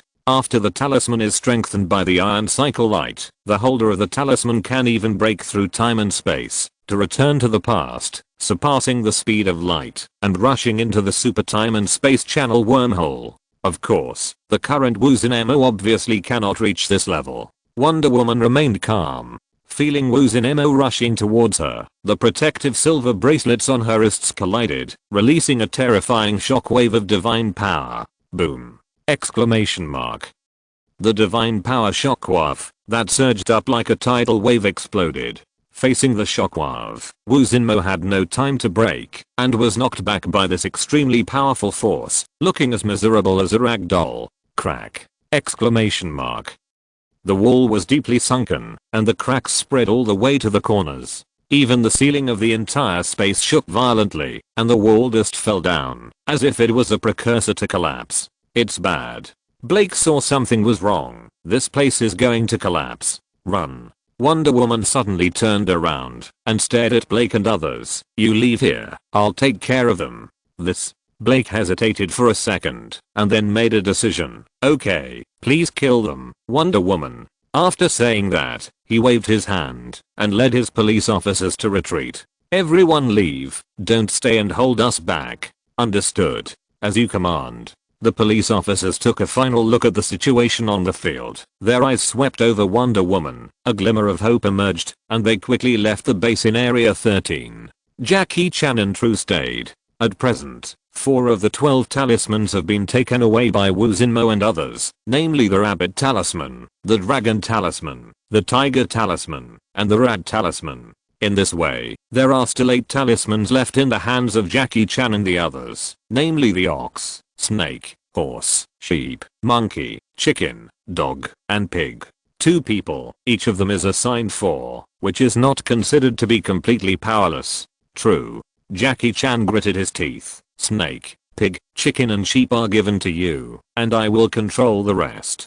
You must cooperate with Wonder Woman to defeat these demons, and can't let them give the talismans to the Holy Lord." "Understood. Don't worry, Jackie Chan." True became serious. He held up the talisman in his hand, and his body instantly disappeared under the effect of the snake talisman. Then he released the electric eye in the corner, and the lightning-like energy beam burst out with great twists and turns, shooting at the 3 demons other than the witch demon.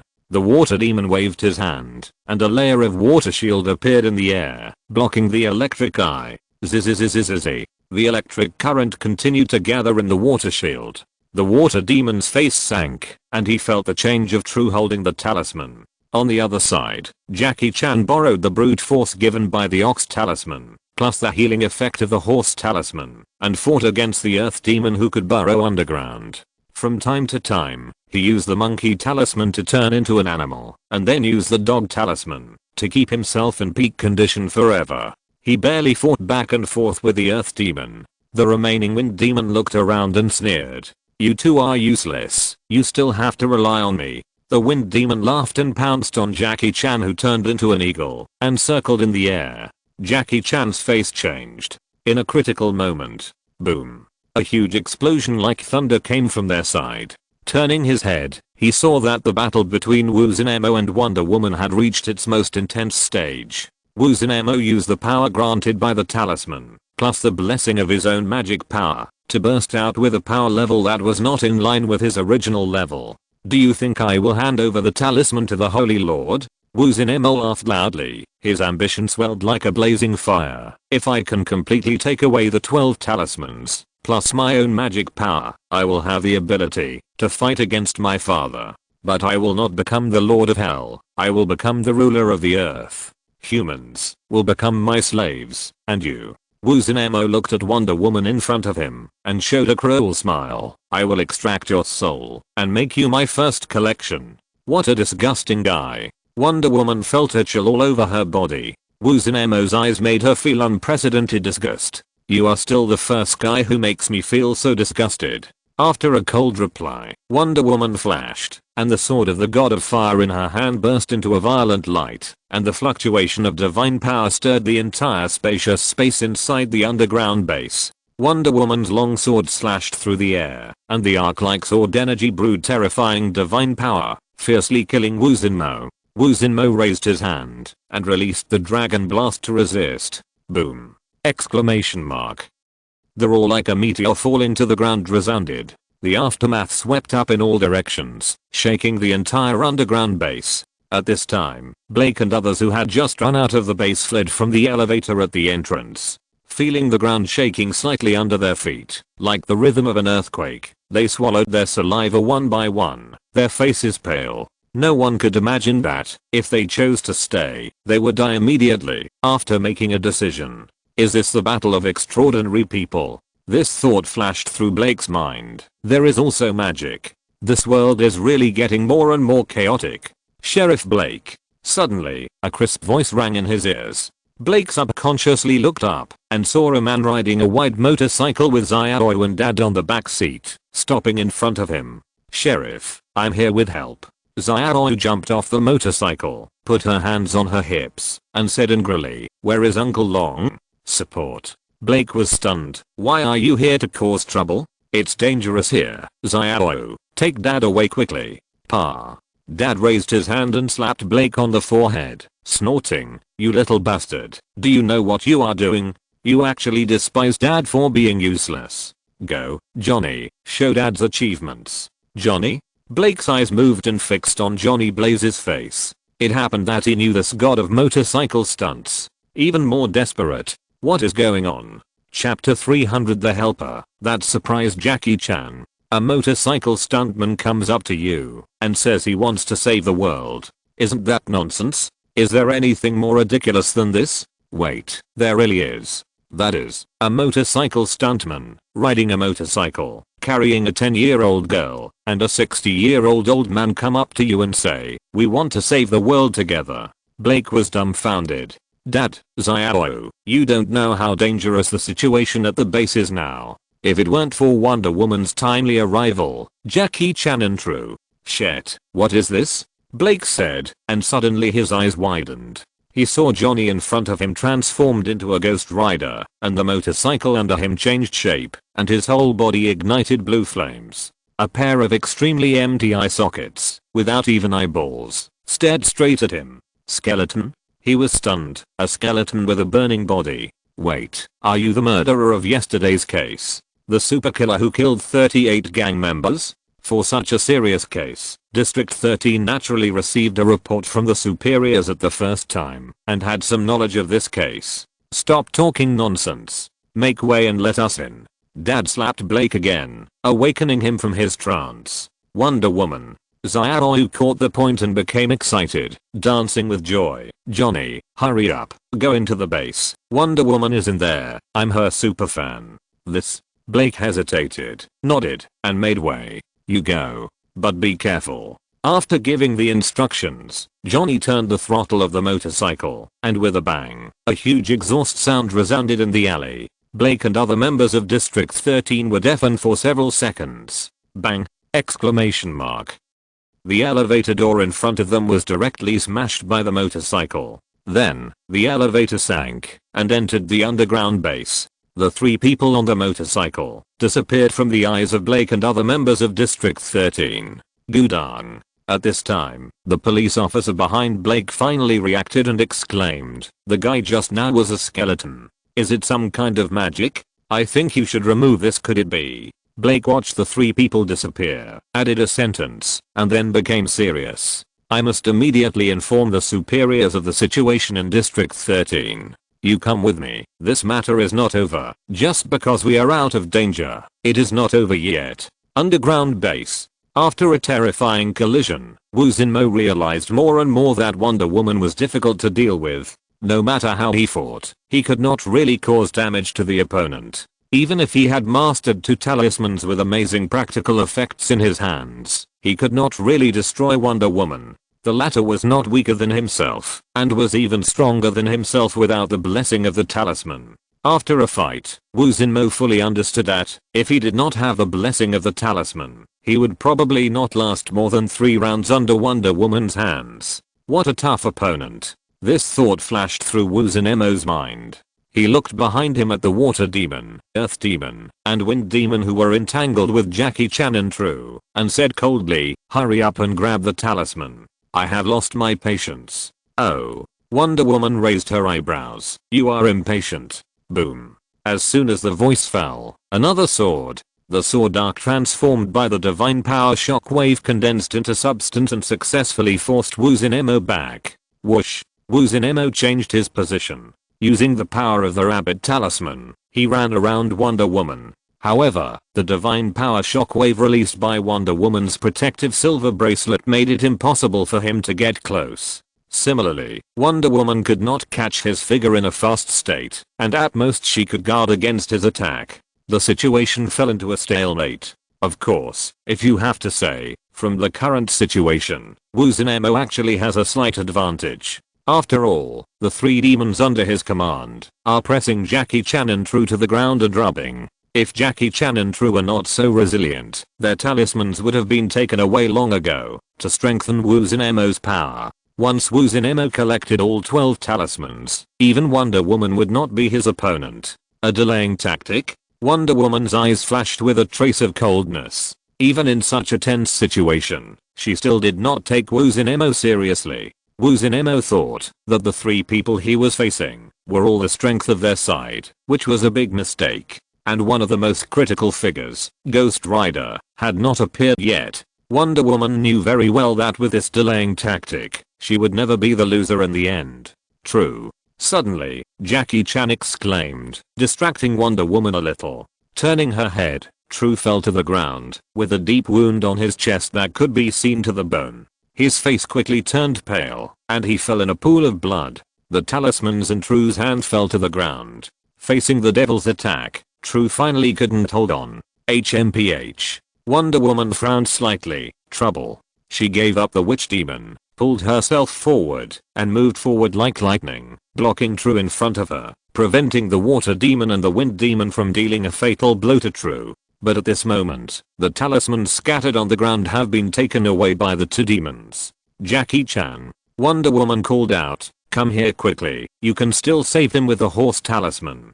Got it. After Jackie Chan became invisible, he got rid of the entanglement of the Earth Demon, came to Wonder Woman, and used the horse talisman to save the seriously injured True. The ability of the horse talisman is to eliminate all abnormal external forces in the body, which can achieve the miraculous effect of curing all diseases, and can restore any crushed and damaged substances to their complete quality, breaking all diseases, and removing all injuries. With the horse talisman in hand, True can be saved, even if he only has 1 breath left. Although Jackie Chan used the horse talisman immediately, True's wounds healed quickly, but the tension in his heart did not ease at all. Because the enemy got 4 more talismans. Snake, pig, chicken, sheep. In this way, Woo Jin-mo has controlled 8 spells, and his power has risen again, surpassing the peak. Wonder Woman felt the energy in Woo Jin-mo's body soaring sharply, but she was not moved by it. Don't worry, she said lightly, our helpers are here. Helpers? Jackie Chan was stunned. We still have helpers? Could it be Batman? Boom! Exclamation mark. At this time, a huge roar came from the corridor connecting to the exit, like thunder in heavy rain, shaking people's eardrums. In this roar, it seems that the sharp screams of children can be heard faintly. Too exciting. Oh, drive slower, Dad is already an old man. Jackie Chan's face changed instantly. Zio you.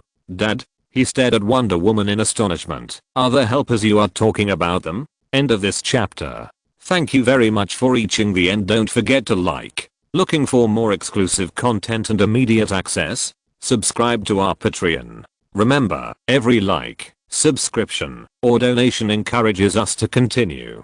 Thanks to everyone. See you in the next video.